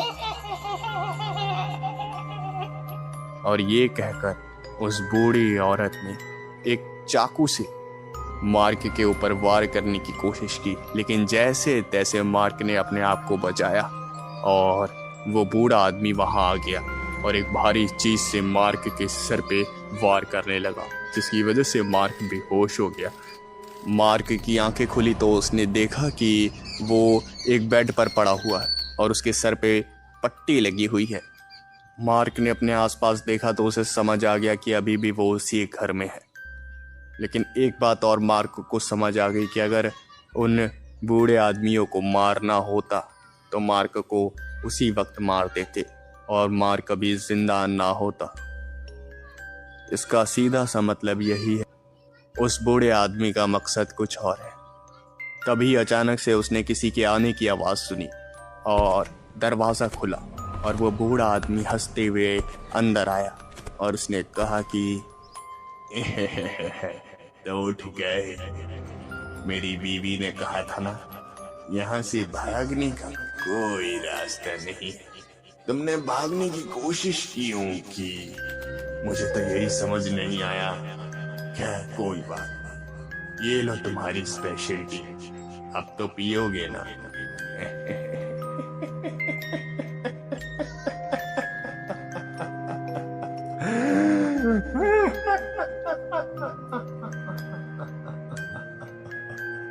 उस बूढ़े आदमी को देखकर मार्क के पसीने छूट रहे थे और तभी वो बूढ़ा आदमी मार्क के पास आया और बोला कि अगर तुम्हें जिंदा बचना है तो तुम्हें मेरी बेटी से शादी करनी पड़ेगी। और जिसने भी मेरी बेटी से शादी करने के लिए मना किया, मैंने उसके छोटे छोटे टुकड़े कर दिए। और अगर तुम्हें जिंदा रहना है तो तुम्हें मेरी बेटी से शादी करनी होगी, वरना मैं तुम्हें जान से मार दूंगा। समझ गए? ये सब सुन के मार्क के होश उड़ गए और फिर ना चाहते हुए भी उसने हाँ कर दी। और फिर उस बूढ़े आदमी ने अपनी बेटी को बुलाया और उस बूढ़े आदमी की बेटी को देखकर मार्क के होश उड़ गए। वो काफी ज्यादा दिखने में भद्दी और घिनौनी थी। उसके मुंह में एक भी दांत नहीं था और उसके जबड़े से खून निकल रहा था। मार्क को समझ ही नहीं आ रहा था कि आखिर करे तो करे क्या। उस बूढ़े आदमी ने अपनी बेटी की शादी जबरदस्ती मार्क से करवा दी और फिर कई दिन बीत गए। मार्क को कुछ भी समझ नहीं आ रहा था कि क्या किया जाए। वो बूढ़े आदमी की बेटी मार्क को प्यार करने लगी थी और मार्क को दुखी देखकर वो भी परेशान होने लगी थी। और मार्क भी ये बात जान चुका था कि उस बूढ़े आदमी की बेटी उसे पसंद करने लगी है, उससे प्यार करने लगी है। और तभी मार्क के दिमाग में एक आइडिया आया और एक रात उसने अपनी उस बीवी से पूछा कि तुम्हारा परिवार इतना अलग क्यों है? मेरा मतलब तुम आम इंसान नहीं हो। और फिर उसने बोला कि हम बिल्कुल भी आम नहीं हैं, हम सब वेंडिगोस हैं। हम सब रूप बदल कर यहाँ रहते हैं ताकि किसी को कोई शक ना हो। अब मार्क को समझ आ गया था कि उसका जिंदा बचना बहुत ज़्यादा मुश्किल है, क्योंकि वो पूरा परिवार वेंडिगो का है। और अगर मार्क ने कोई भी होशियारी करी तो वो वेंडिगो मार्क का क्या हाल करेंगे। मार्क को खुद भी उस चीज़ का अंदाज़ा नहीं था। और फिर मार्क के दिमाग में एक ही रास्ता आया। मार्क ने अपने हाथ को जख्मी कर लिया और फिर उस बूढ़े आदमी की बेटी यानी कि मार्क की बीवी ने मार्क के जख्मी हाथ को देखा तो उससे पूछा, ये तुम्हारे हाथ को क्या हुआ? ये खून क्यों बह रहा है? और फिर मार्क ने बताया कि तुम्हारे पापा ने मेरे हाथ को घायल कर दिया। ये सुनकर मार्क की बीवी काफ़ी ज़्यादा नाराज़ हो गई और अपने पापा से लड़ने के लिए चली गई। उसका पिता उसे बार बार समझाता रहा कि उसने ऐसा कुछ भी नहीं किया है, लेकिन वो लड़की मार्क के प्यार में इतनी पागल हो गई थी कि उसे कुछ भी सच झूठ का पता नहीं लग पा रहा था। वो मार्क से इतना ज़्यादा प्यार करने लगी थी कि उसने गुस्से में अपने ही पिता को मार दिया। मार्क ने अपने हाथ को और भी ज़्यादा जख्मी कर दिया और उस लड़की से बोला कि मेरे हाथ में काफ़ी ज़्यादा दर्द हो रहा है, मुझे डॉक्टर के पास जाना है। मार्क की बीवी ने वो घर का दरवाज़ा खोल दिया और उससे बोला कि जाओ जल्दी अपना इलाज करा के वापस आओ, मैं तुम्हारा इंतज़ार कर रही हूँ। और फिर मार्क अपने उस जख्मी हाथ को लेकर वहाँ से काफ़ी तेज़ी से भागा और दूसरे किसी शहर में जाके बस गया और वापस से उस शहर की तरफ उसने देखा नहीं। लेकिन कहते हैं कि मार्क की बीवी आज भी उसी पुराने घर में मार्क का इंतज़ार कर रही है। उसे आज भी उम्मीद है कि उसका पति मार्क ज़रूर आएगा और उसे अपने साथ लेकर जाएगा। ये कार्यक्रम सत्य घटनाओं से प्रेरित है। जिनके साथ ये घटनाएं घटी उसकी वास्तविकता उन्हीं तक सीमित है। भूत प्रेतों और अपसामान्य विषयों के होने पर चैनल कोई दावा नहीं करता और न ही प्रोत्साहन करता है। दो भाई जो कि काफ़ी बड़े खोज करता थे, चीज़ों को खोजना जो कि इतिहास में कहीं गुम हो चुकी है, उन चीज़ों को खोजकर उन्हें इकट्ठा करना वही उनका काम था। उन्हें खबर मिली थी कि उनके शहर के पास एक जंगल है जहाँ पर एक जगह, उस जंगल में एक ऐसी जगह है जहाँ कुछ ऐसा दफन है जो कि काफ़ी ज़्यादा कीमती है। वो चीज़ पूरी दुनिया में इकलौती है और वो चीज़ जिसको भी मिल गई वो माला माल हो जाएगा। जॉर्ज और रेवन जब इस बारे में रिसर्च कर रहे थे तो उन्हें कई सारी जानकारियाँ मिली, जैसे वो जंगल में कहाँ हो सकती है। और जैसे ही उन्हें सटीक जानकारी मिली वो पहुँच गए उस चीज़ को ढूंढने के लिए और उस जगह पर खुदाई करने लगे। काफ़ी लंबे समय तक वो खुदाई करते रहे और उनके हाथ कुछ भी नहीं आया। खुदाई करते करते रात हो गई।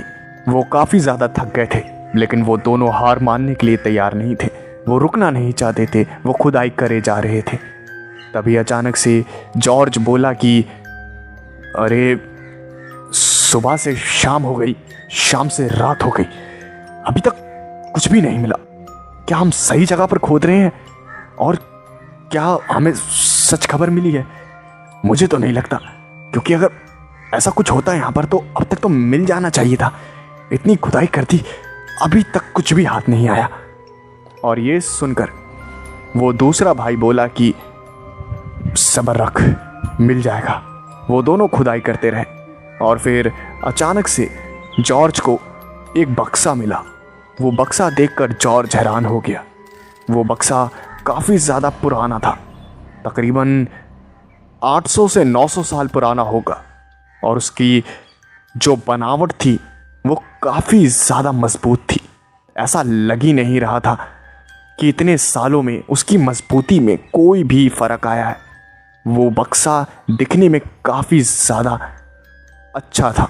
उस बक्से को देखकर उन दोनों भाइयों के दिमाग में एक बात तो आ गई थी कि अब वो अरबपति बनने वाले हैं।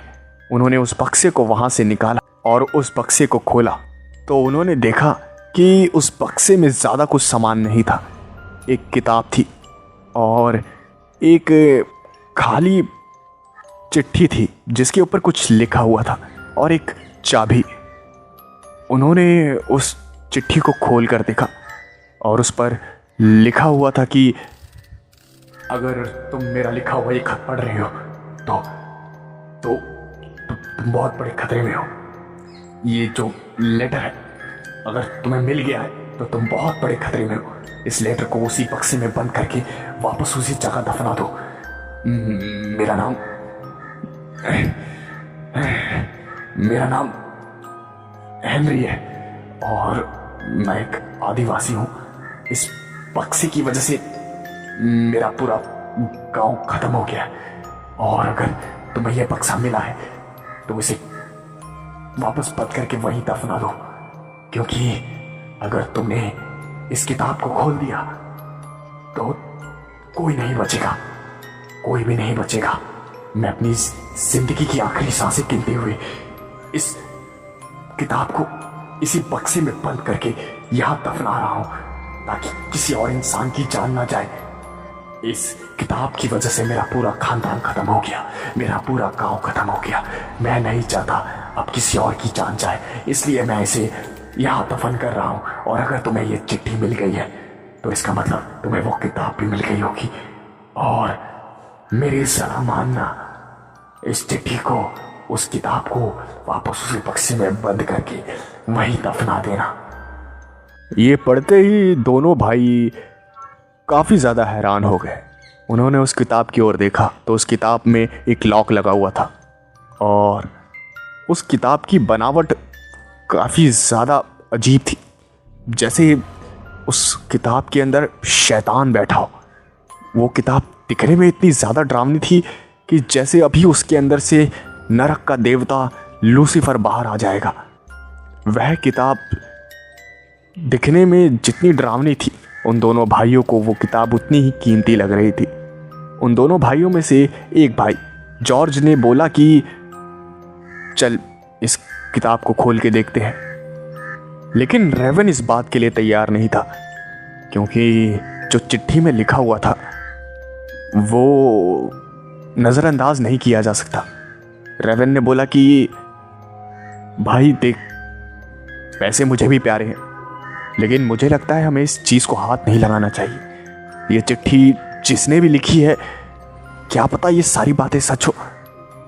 रुपया मुझे भी प्यारा है, पैसा मुझे भी प्यारा है, लेकिन हो सकता है कि इस किताब को खोलने से सच में सब कुछ खत्म हो जाए। मुझे नहीं लगता कि हमें इस किताब को खोलना चाहिए। ये सारी बात सुन के जॉर्ज ने कहा कि अगर वो चिट्ठी फेक हुई तो हमने सुबह से शाम तक खुदाई करी यहाँ पर, तब जाके ये बक्सा मिला है, और पैसा नहीं कमाएगा तो जिंदगी कैसे चलेगी। हो सकता है कि जिसने भी ये दफनाया हो वो नहीं चाहता हो कि कोई और इसका मालिक बने, इसलिए ऐसी झूठी चिट्ठी डाल दी हो उसने। हमें इस किताब को खोल के देखना ही चाहिए, क्या है आखिर इसमें ऐसा। रेवन के मना करने के बाद भी जॉर्ज नहीं माना, और उसने उस चाबी से उस किताब के लॉक को खोला और उसने वो किताब खोल दी। पहले पन्ने पे कुछ लिखा हुआ था, लेकिन वो दोनों में से किसी को भी समझ नहीं आ रहा था, क्योंकि वो किसी और भाषा में था। और रेवन ने कहा कि ये तो कुछ और ही भाषा लग रही है, हमारी समझ के बाहर है। शायद ये कोई प्राचीन भाषा है, शायद मैंने इस भाषा को कभी नहीं देखा। क्या तूने देखा है? रेवन ये सब बोल ही रहा था, तभी जॉर्ज उस किताब को एक टक लगा के देखने लगा। जॉर्ज की आंखें भी नहीं झपक रही थी। रेवन ने जब जॉर्ज को ध्यान से देखा तो जॉर्ज उस किताब में कुछ ऐसा खोया हुआ था जैसे उसे दुनिया का कोई होश ही ना हो। रेवन ने पूछा कि भाई तू ठीक तो है, हुआ क्या है, ऐसे क्या देख रहा है इस किताब में? जॉर्ज ने कुछ भी नहीं बोला और उस किताब को घूरता रहा। और रेवन आसपास देख ही रहा था। तभी अचानक से जॉर्ज कुछ बड़बड़ाने लगा। जॉर्ज कुछ बोलने लगा।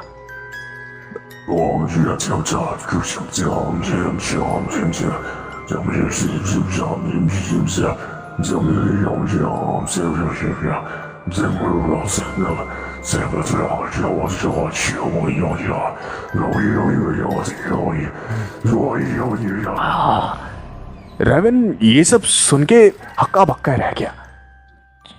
जॉर्ज क्या बोल रहा था रेवन के कुछ भी पल्ले नहीं पड़ रहा था। जॉर्ज की आवाज बदल गई थी, वो धीरे धीरे चिल्लाने लगा। वो चिल्ला रहा था,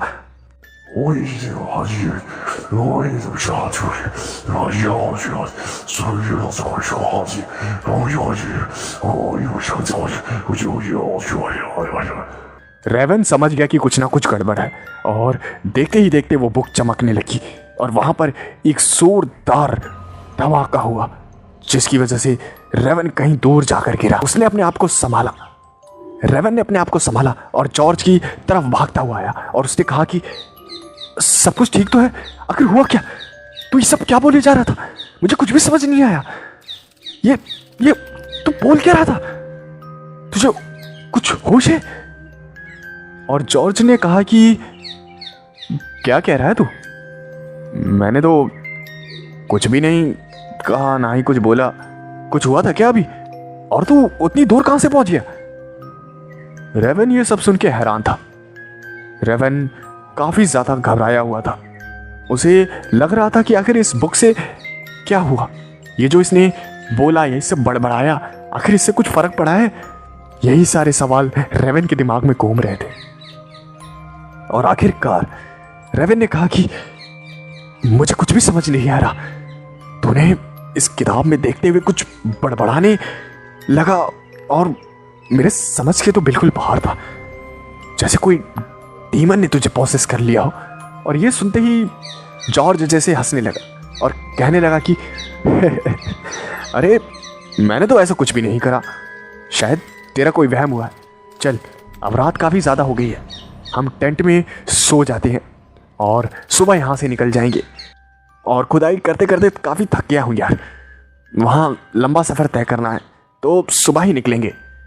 रेवन मान गया और जॉर्ज और रेवन दोनों टेंट में सोने के लिए चले गए। रेवन सो रहा था, तभी उसे कुछ हलचल की आवाज़ आई। उसने आंखें खोल के देखा तो बगल में जॉर्ज नहीं था। ये देखकर वो थोड़ा हैरान हो गया। वो उठा और टेंट के बाहर इधर उधर आवाज़ें लगाने लगा, लेकिन बदले में कोई जवाब नहीं आया। और ये सब देखकर रेवन थोड़ा घबरा गया। वो आसपास ढूंढने लगा जॉर्ज को, लेकिन जॉर्ज उसे नहीं मिला। वो थोड़ा दूर गया तो उसने जो देखा उसे देखकर रेवन की आंखें जैसे फटी की फटी रह गई हो। उसको तो जैसे यकीन ही नहीं हो रहा हो कि उसने अपनी आंखों के सामने क्या देखा। उसने देखा कि जॉर्ज एक पेड़ के नीचे बैठा हुआ है और उसने एक जानवर को मार दिया है और वो उस जानवर को कच्चा चबा के खा रहा है। ये देखकर रेवन के होश उड़ गए और उसने अपने कदम पीछे ले लिए और उसने कहा कि जॉर्ज, तू ठीक तो है? ये क्या कर रहा है तू? और फिर जॉर्ज एक अजीब सी मुस्कान के साथ पीछे मुड़ा और उसने कहा कि देखा नहीं क्या कर रहा हूं? खाना खा रहा हूं, लेकिन ये खाने के बाद तुझे खाऊंगा, क्योंकि इससे मेरा पेट नहीं भर रहा। रेवन जैसे समझ ही ना पा रहा हो कि ये सब हकीकत है या एक डरावना सपना, रेवन वहां से भागा और काफी तेजी से भागा। वो अपनी कार के पास आया तो उसने देखा कि उसकी कार को काफी बुरी तरह से नुकसान पहुंचाया गया है और तभी अचानक गाड़ी बहुत बुरी तरह से तबाह हो चुकी थी। रेवन काफी ज्यादा परेशान हो गया। वहां पर एक आवाज गूंजने लगी और जब रेवन ने पीछे मुड़ के देखा तो उसने देखा कि उसका भाई एक वेंडिगो में तब्दील हो गया है और वो धीरे धीरे रेवन की तरफ कदम बढ़ा रहा था और उसके मुंह से खून बह रहा था। रेवन ये सब देख के इतना घबरा गया कि वो धीरे धीरे अपने कदम पीछे बढ़ा रहा था, लेकिन जैसे जैसे रेवन अपने कदम पीछे बढ़ा रहा था वैसे वैसे ही उसका भाई जॉर्ज, जो कि अब वेंडिगो में बदल चुका है, वो रेवन की तरफ कदम बढ़ा रहा था और अचानक से जॉर्ज ने रेवन पे हमला कर दिया। लेकिन उससे पहले ही जॉर्ज काफी बुरी तरह से चिल्लाने लगा।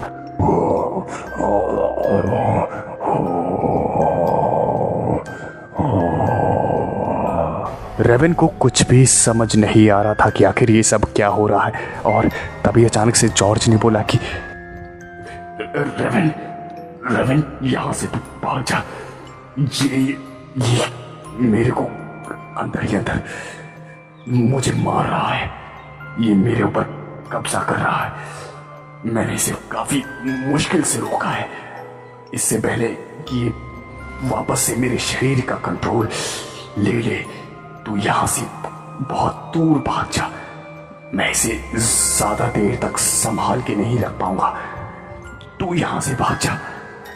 रेवन अपने भाई की यह हालत देखकर जोर से रोने लगा। वो रोता रोता वहां से भागने लगा, लेकिन रेवन चाहते हुए भी अपने भाई को वहां अकेला छोड़कर वहां से भाग नहीं पाया। उससे पहले ही जॉर्ज ने अपना कंट्रोल खो दिया और वो वेंडिगो ने जॉर्ज का कंट्रोल ले लिया। वो आदमखोर वेंडिगो जो कि जॉर्ज था, वो रेवन के पीछे पागलों की तरह भाग रहा था और रेवन अपनी पूरी जान लगाकर वहाँ से भाग रहा था, लेकिन वेंडिगो की रफ्तार के सामने रेवन की रफ्तार कुछ भी नहीं थी, जिसकी वजह से कुछ ही मिनटों में उस आदमखोर वेंडिगो ने पकड़ लिया रेवन को। और जब उस वेंडिगो ने रेवन को अपने कब्जे में ले लिया तो रेवन काफ़ी बुरी तरह से तड़प रहा था।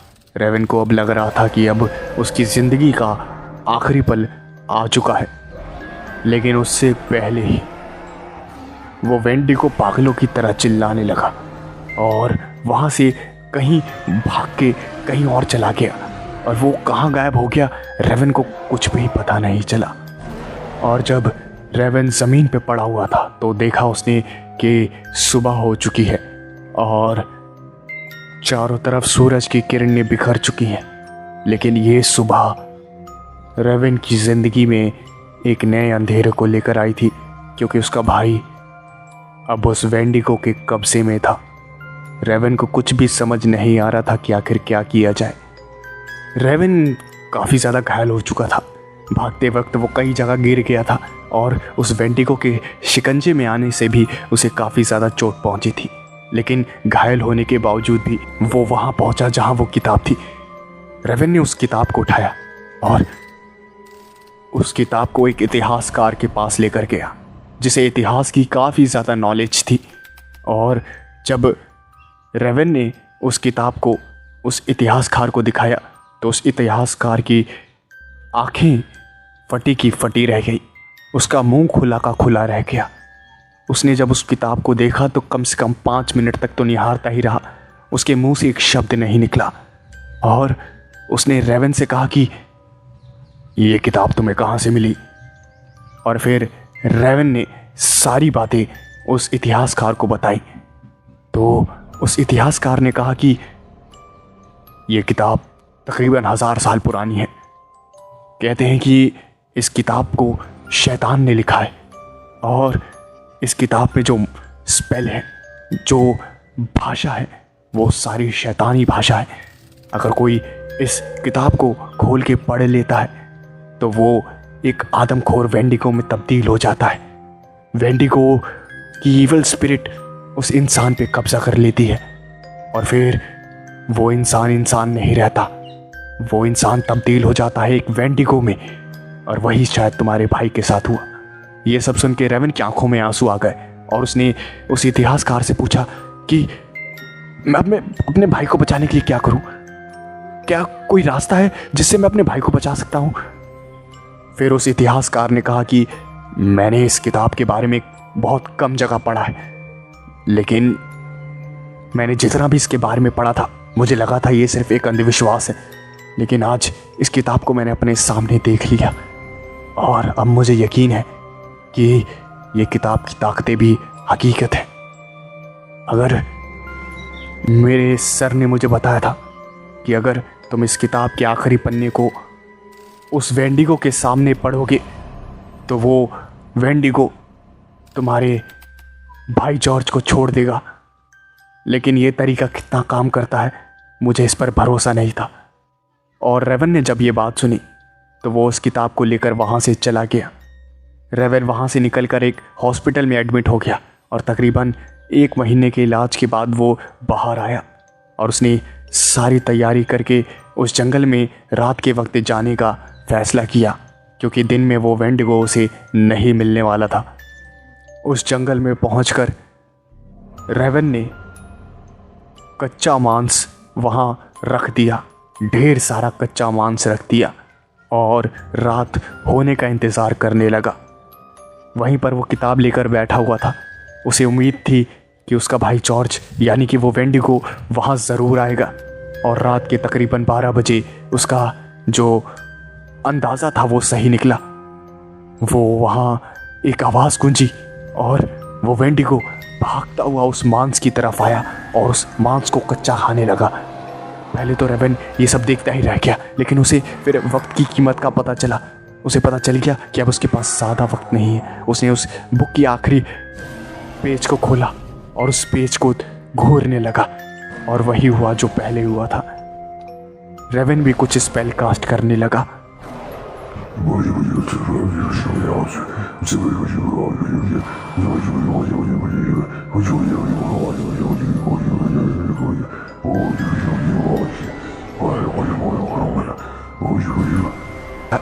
रेवन को कुछ भी होश नहीं था कि वो क्या बोल रहा है, वो क्या बड़बड़ा रहा है, उसे कुछ भी पता नहीं चल रहा था। लेकिन एक अजीब सी शक्ति थी जो उसके अंदर समा गई थी और वो यही सब स्पेल को कास्ट कर रही थी। और वो वेंडिगो ये सब सुन के पागलों की तरह चिल्लाने लगा, जैसे उसने अपने आप पर काबू खो दिया हो। और वो पागलों की तरह चिल्लाता रहा और कई घंटों तक रेवन उस किताब को देखकर वही स्पेल कास्ट करता रहा। और वापस से एक वहाँ पर लाइट स्प्लैश हुई और फिर रेवन ने जब देखा, उसने देखा कि जॉर्ज अब ठीक हो चुका है।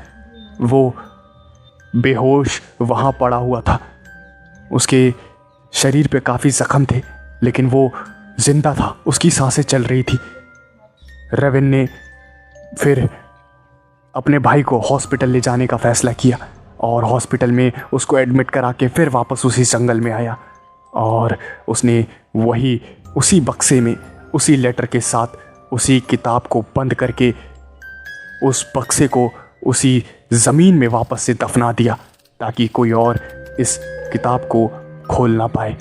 और उसने इस बार उस किताब की चाबी को उस बक्से में नहीं रखा, उस चाबी को उसने एक समंदर में फेंक दिया ताकि अब ये समस्या इसी ज़मीन में दफन होकर रह जाए और कोई इस किताब का शिकार ना बन पाए।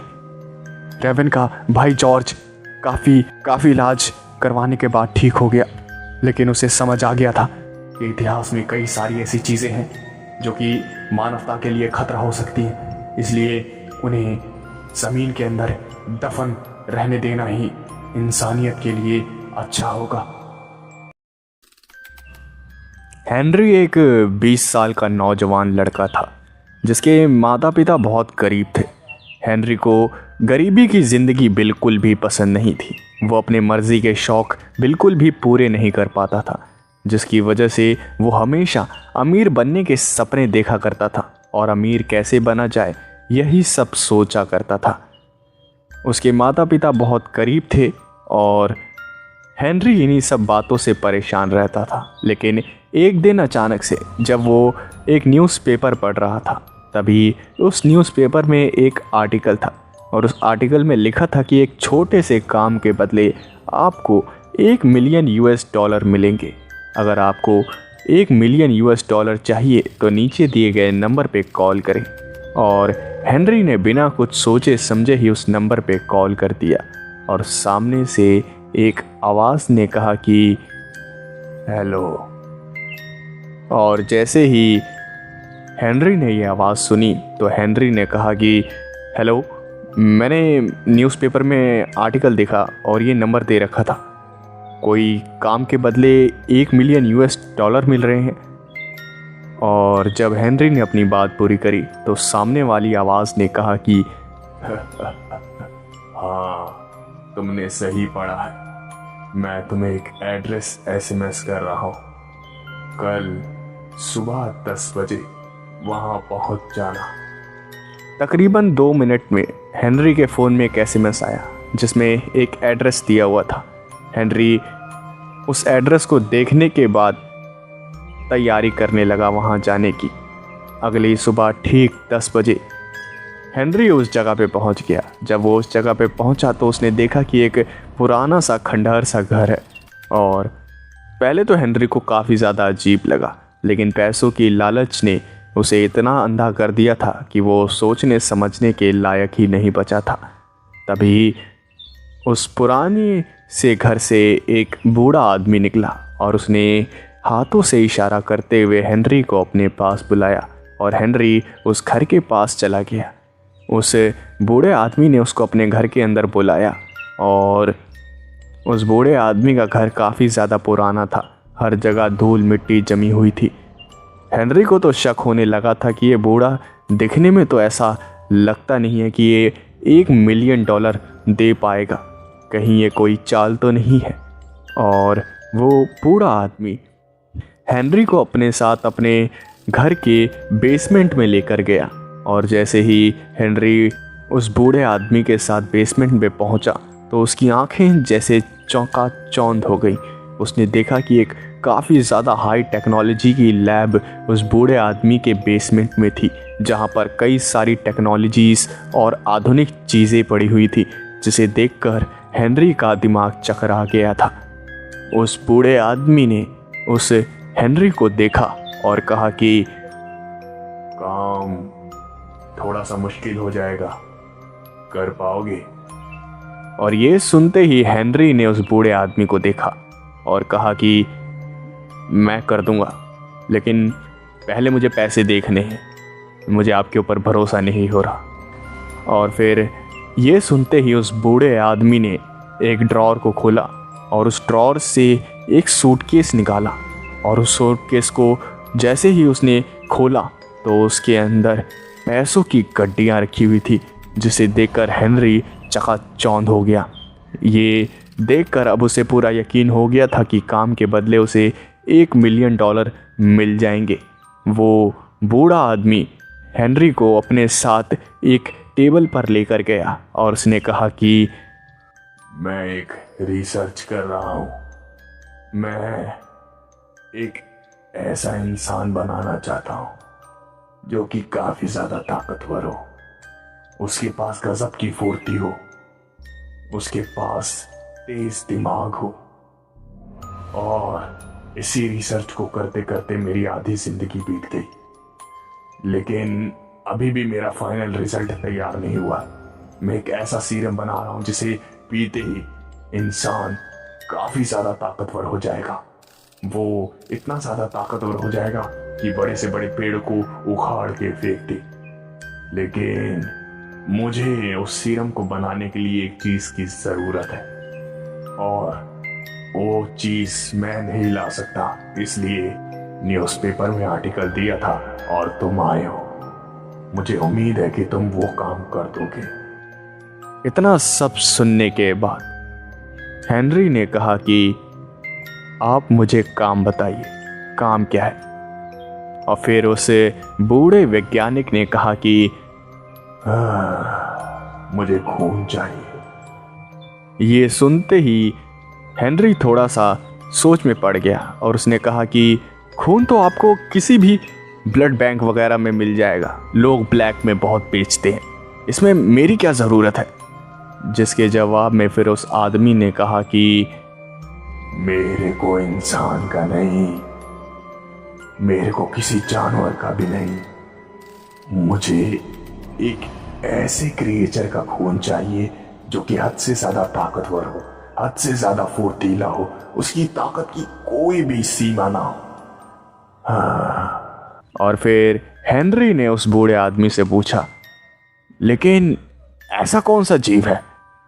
और फिर उस वैज्ञानिक ने, उस बूढ़े आदमी ने हंसते हुए कहा कि वेंडिगो।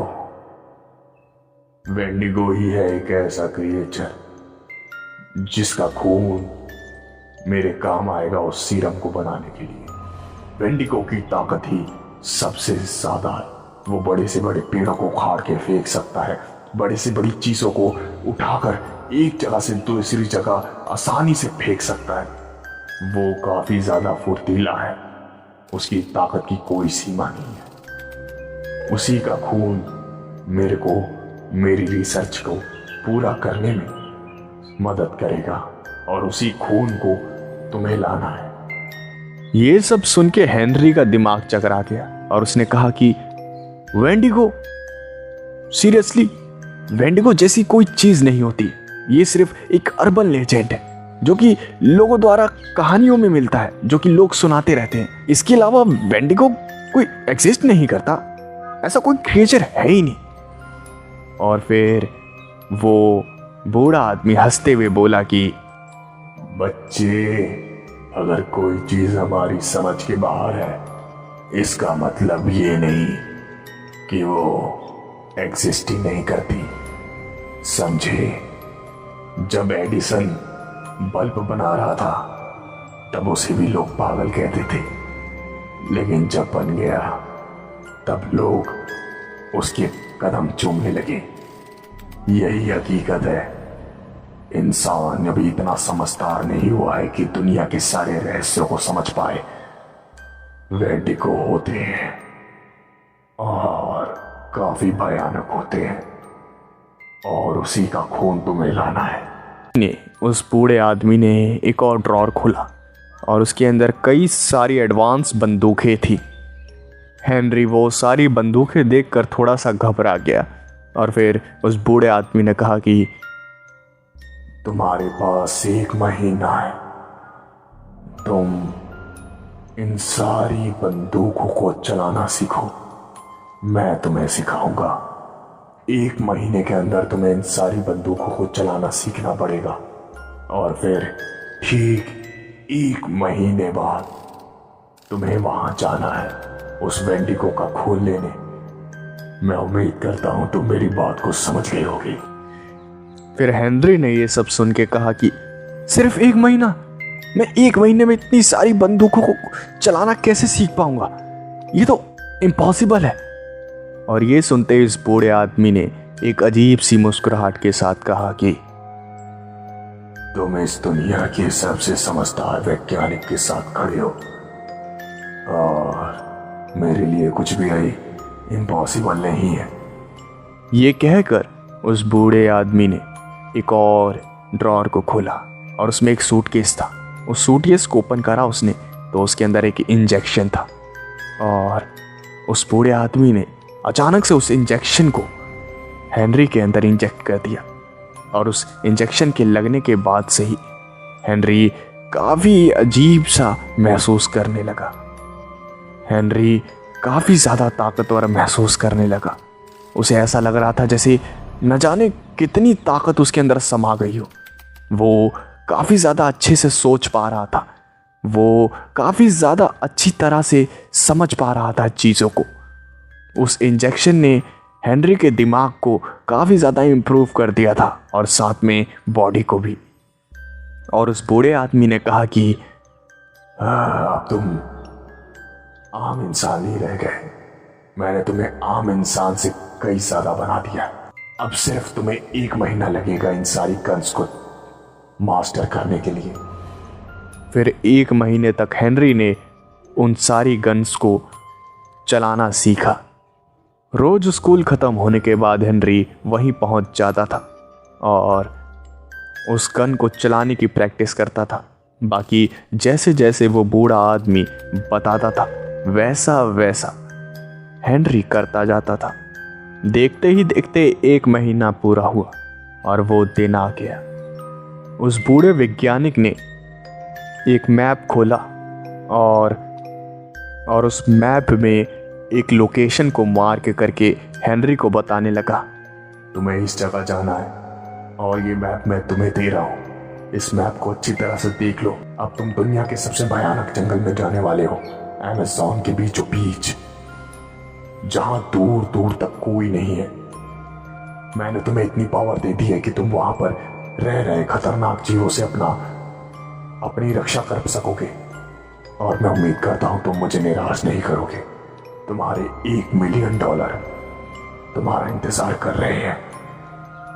यह कहकर उस बूढ़े आदमी ने हेनरी को एक और डिवाइस दिया और उसने कहा कि ये एक बटन है। जब वेंडिगो का खून तुम्हारे हाथ लग जाए, मैं उस जंगल से तुम्हें निकाल के यहां ले आऊंगा।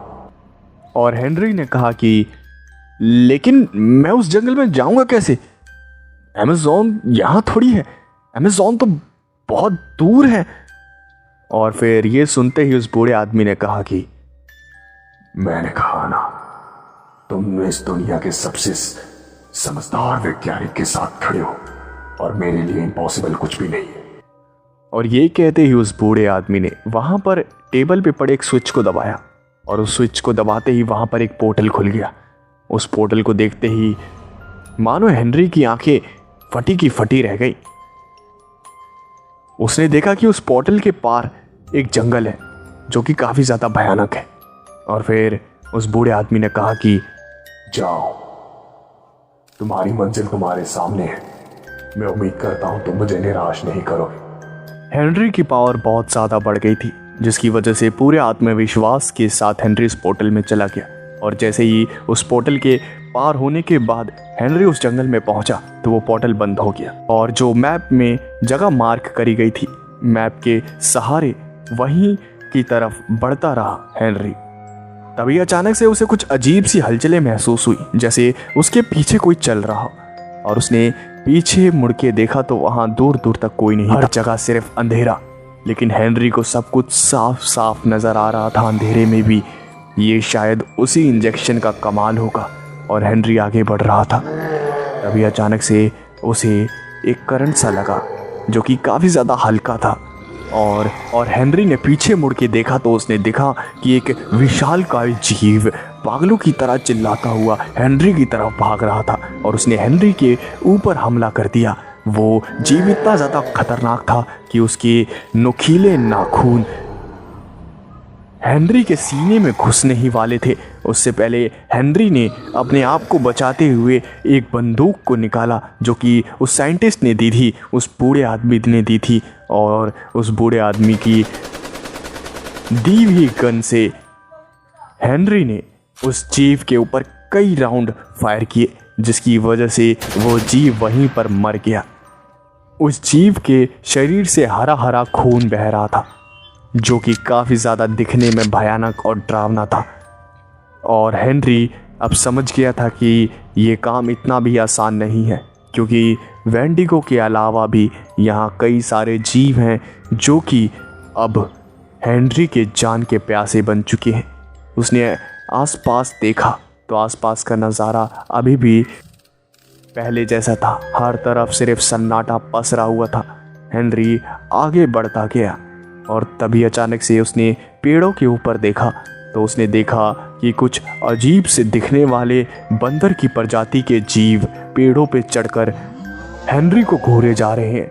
और हेनरी को देखते ही उन सारे जीवों ने हेनरी के ऊपर हमला कर दिया। ये जीव इतने ज़्यादा थे कि उन्होंने हेनरी को चारों तरफ से घेर लिया और एक साथ हमला कर दिया। उनके वार हेनरी को घायल कर रहे थे, लेकिन जैसे तैसे हेनरी ने अपने आप को संभाला हुआ था। उनके वार से बचता हुआ हेनरी वापस से उसी गन को निकालता है और वहाँ पर मौजूद सारे अजीब जीवों को शूट कर देता है और वो सारे जीव भी मौत की नींद सो जाते हैं। लेकिन अब हेनरी थोड़ा बहुत घबरा चुका था।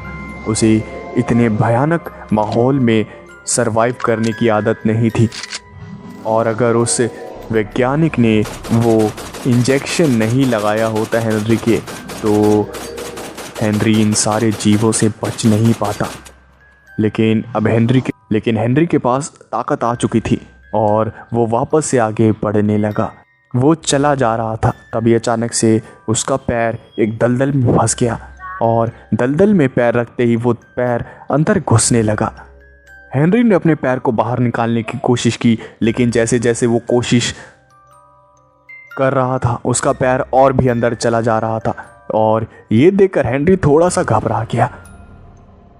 हेनरी ने सूखी ज़मीन को पकड़ा और अपने आप को बाहर खींचने की कोशिश की, लेकिन वो नाकामयाब हुआ। लेकिन तभी उसने देखा कि एक पेड़ भी है। उसने उस पेड़ को पकड़ा और अपनी टांग को खींचने लगा ताकि उसका पैर बाहर निकल पाए और अपनी पूरी जान लगाने के बाद वो उस दलदल से बाहर निकल पाया। लेकिन जैसे ही उसका पैर उस दलदल से बाहर निकला, जो देखा हेनरी ने, उसे देखकर हेनरी की आंखें फटी की फटी रह गई। उसने देखा कि उसके पैर को एक राक्षस ने पकड़ रखा था और वो राक्षस दलदल के अंदर था। वो दलदल से बाहर निकल के हेनरी के ऊपर टूट पड़ा और हेनरी ने गन को निकालकर उस राक्षस पे फायर कर दिया और वो राक्षस भी मौत के घाट उतर गया। इतने सारे अजीबोगरीब मॉन्स्टर्स को देखकर हेनरी काफ़ी ज़्यादा डर गया था, लेकिन अब उसे अपने आप पे भरोसा हो गया था कि उसने इतने सारे मॉन्स्टर्स को मार दिया है तो अब वो वेंडिगो को भी मार देगा और उसका खून लेकर जल्द से जल्द वहाँ अपने घर वापस पहुँचेगा और अपने पैसे लेकर काफ़ी अच्छी ज़िंदगी जिएगा। उसने कई सारे मॉन्स्टर्स का सामना किया और वो काफ़ी ज़्यादा थक गया था, लेकिन अपनी मंजिल की तरफ आगे बढ़े जा रहा था। उसके आगे कई सारे मॉन्स्टर्स आए, लेकिन हेनरी ने हिम्मत नहीं हारी और उन सारे मॉन्स्टर्स को मार दिया। लेकिन तभी अचानक से उसे कुछ अजीब सा महसूस हुआ और ज़मीन में एक अजीब सी हलचल होने लगी और जैसे ही हेनरी ने ज़मीन की तरफ नज़र घुमाई तो अचानक से ज़मीन के अंदर से एक विशालकाय एनाकोंडा बाहर निकल आया और वो हेनरी को देखकर उसकी तरफ हमला करने ही वाला था और हेनरी भी तैयार था अपनी बंदूक के साथ। लेकिन तभी अचानक से वहाँ एक आवाज़ गूंजी और ये आवाज़ सुनकर वो एनाकोंडा तुम दबा कर भाग गया। इतना बड़ा विशालकाय एनाकोंडा आखिर किससे डर सकता है? आखिर कौन है जिसने इस विशालकाय एनाकोंडा को भी डरा कर भगा दिया, जिसकी एक आवाज़ ने इतने विशालकाय खतरनाक एनाकोंडा को भगा दिया? हेनरी ने जब ये आवाज़ सुनी तो उसे कुछ समझ नहीं आया, लेकिन तभी अचानक से उसके दिमाग में एक बात आई कि मैं अपनी मंजिल से ज़्यादा दूर नहीं हूँ, कहीं ये आवाज़ वेंडिगो की तो नहीं। हेनरी आगे बढ़ता रहा और जैसे तैसे वो उस जगह पहुंचा जहां पर उस बुढ़े साइंटिस्ट ने मार्क किया था और जब वो वहां पहुंचा तो उसने देखा कि वो जगह एक बहुत बड़ी गुफा है। अभी तक हेनरी ने इतने सारे राक्षसों का सामना किया था और उन्हें मारा था, जिसकी वजह से उसके अंदर आत्मविश्वास की कोई कमी नहीं थी और बिना कोई देरी के वो उस गुफा के अंदर घुस गया और अपनी बंदूक को लेकर इधर उधर देखने लगा कि कहाँ पर वेंडिगो है। लेकिन उसे वेंडिगो पूरी गुफा में कहीं नहीं मिला। उसे कुछ मिला तो कंकाल, लाशें और सड़ा हुआ मांस, जिसकी बदबू हेनरी को परेशान कर रही थी। हेनरी वापस से उस गुफा के बाहर निकला और उसने पीछे मुड़ के देखा तो उसने देखा कि 8 फुट का हैवान दरिंदा वेंडिगो गुफा के वो वेंडिगो हेनरी को घूर रहा था। और घूरते हुए उस वेंडिगो ने हेनरी से कहा कि ओ इंसान, काफी लंबे समय बाद कोई इंसान दिखा यहाँ पर। बहुत लंबा वक्त हो गया इंसान का मांस खाए हुए। वैसे तुम्हारी हिम्मत की दाद देनी पड़ेगी, तुम इतने सारे राक्षसों को हराकर यहाँ आ गए, लेकिन तुम्हें आखिर में तो मेरा खाना ही बनना पड़ेगा।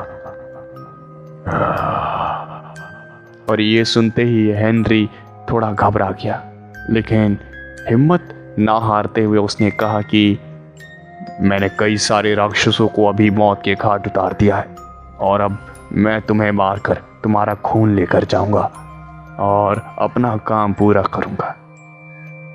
हेनरी और उस वेंडिगो के बीच काफी घमासान युद्ध हुआ और दोनों एक दूसरे के ऊपर भारी पड़ रहे थे। कभी वेंडिगो हेनरी पे भारी था, कभी हेनरी वेंडिगो पे। वो दोनों एक दूसरे को काफी बुरी तरह से नुकसान पहुंचा रहे थे। वेंडिगो भी घायल हो रहा था और हेनरी की ताकत भी कम हो रही थी, लेकिन हेनरी ने हार नहीं मानी। कई घंटों के युद्ध के बाद आखिरकार हेनरी ने वेंडिगो को काबू में किया, लेकिन तभी अचानक से वेंडिगो की ताकत जैसे पहले जैसी हो गई। उसने हेनरी को पकड़ लिया और उसकी गर्दन को पकड़ के उसे हवा में उठा दिया और कहा कि तुम्हारी हिम्मत कैसे हुई मुझे घायल करने की? अब ये तुम्हारी जिंदगी की आखिरी रात होगी। वो वेंडिगो हमला करने ही वाला था हेनरी पे। उससे पहले ही हेनरी ने एक नाइफ से उस वेंडिगो की गर्दन पे वार कर दिया, जिसकी वजह से वो वेंडिगो वहीं पर गिर गया और उसके गले से खून बहने लगा। उस बूढ़े आदमी ने, उस बूढ़े वैज्ञानिक ने हेनरी को एक बोतल दी थी और उस बोतल में हेनरी ने वेंडिगो के खून को इकट्ठा किया। वो वेंडिगो बेजान वहीं पर पड़ा हुआ था और हेनरी ने अपना काम खत्म कर दिया। उस बूढ़े आदमी ने जो बटन दिया था वो बटन हेनरी ने दबा दिया और वहां पर एक और पोर्टल खुल गया और उस पोर्टल के पार उस बूढ़े आदमी की लैब थी।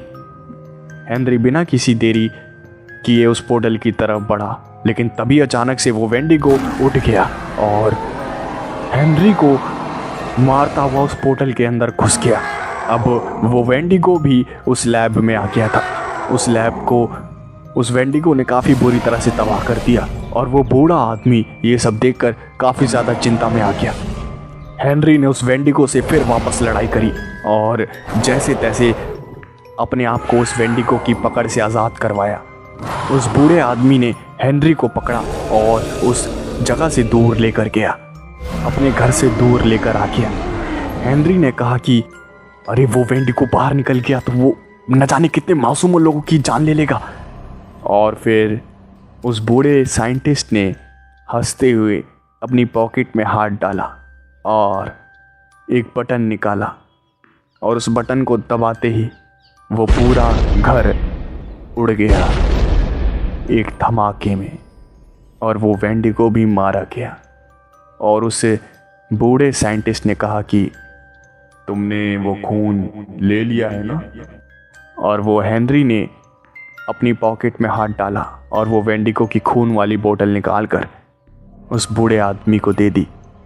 हेनरी ने पूछा, आपकी तो पूरी लैब तबाह हो गई, आपकी रिसर्च वगैरह उसमें तबाह हो गई होगी ना? और फिर उस बूढ़े आदमी ने कहा कि अगर मेरी रिसर्च उसमें होती तो मैं उसको क्या एक्सप्लोजन करके उड़ाता? मेरी रिसर्च कहीं और सेफ है और ये तो एक छोटी सी लैब थी। तबाह हो गई तो क्या हो गया, दूसरी बना लेंगे और तुम्हारे पैसे जो हैं वो तैयार है, जाओ अपनी जिंदगी जी लो। हेनरी को $1 मिलियन मिल गए और वो काफ़ी ज़्यादा अमीर हो गया और फिर उसने अपना एक बिजनेस स्टार्ट किया। और एक गरीब जिंदगी से छुटकारा पाकर एक अच्छी जिंदगी जीने के लिए आगे बढ़ गया।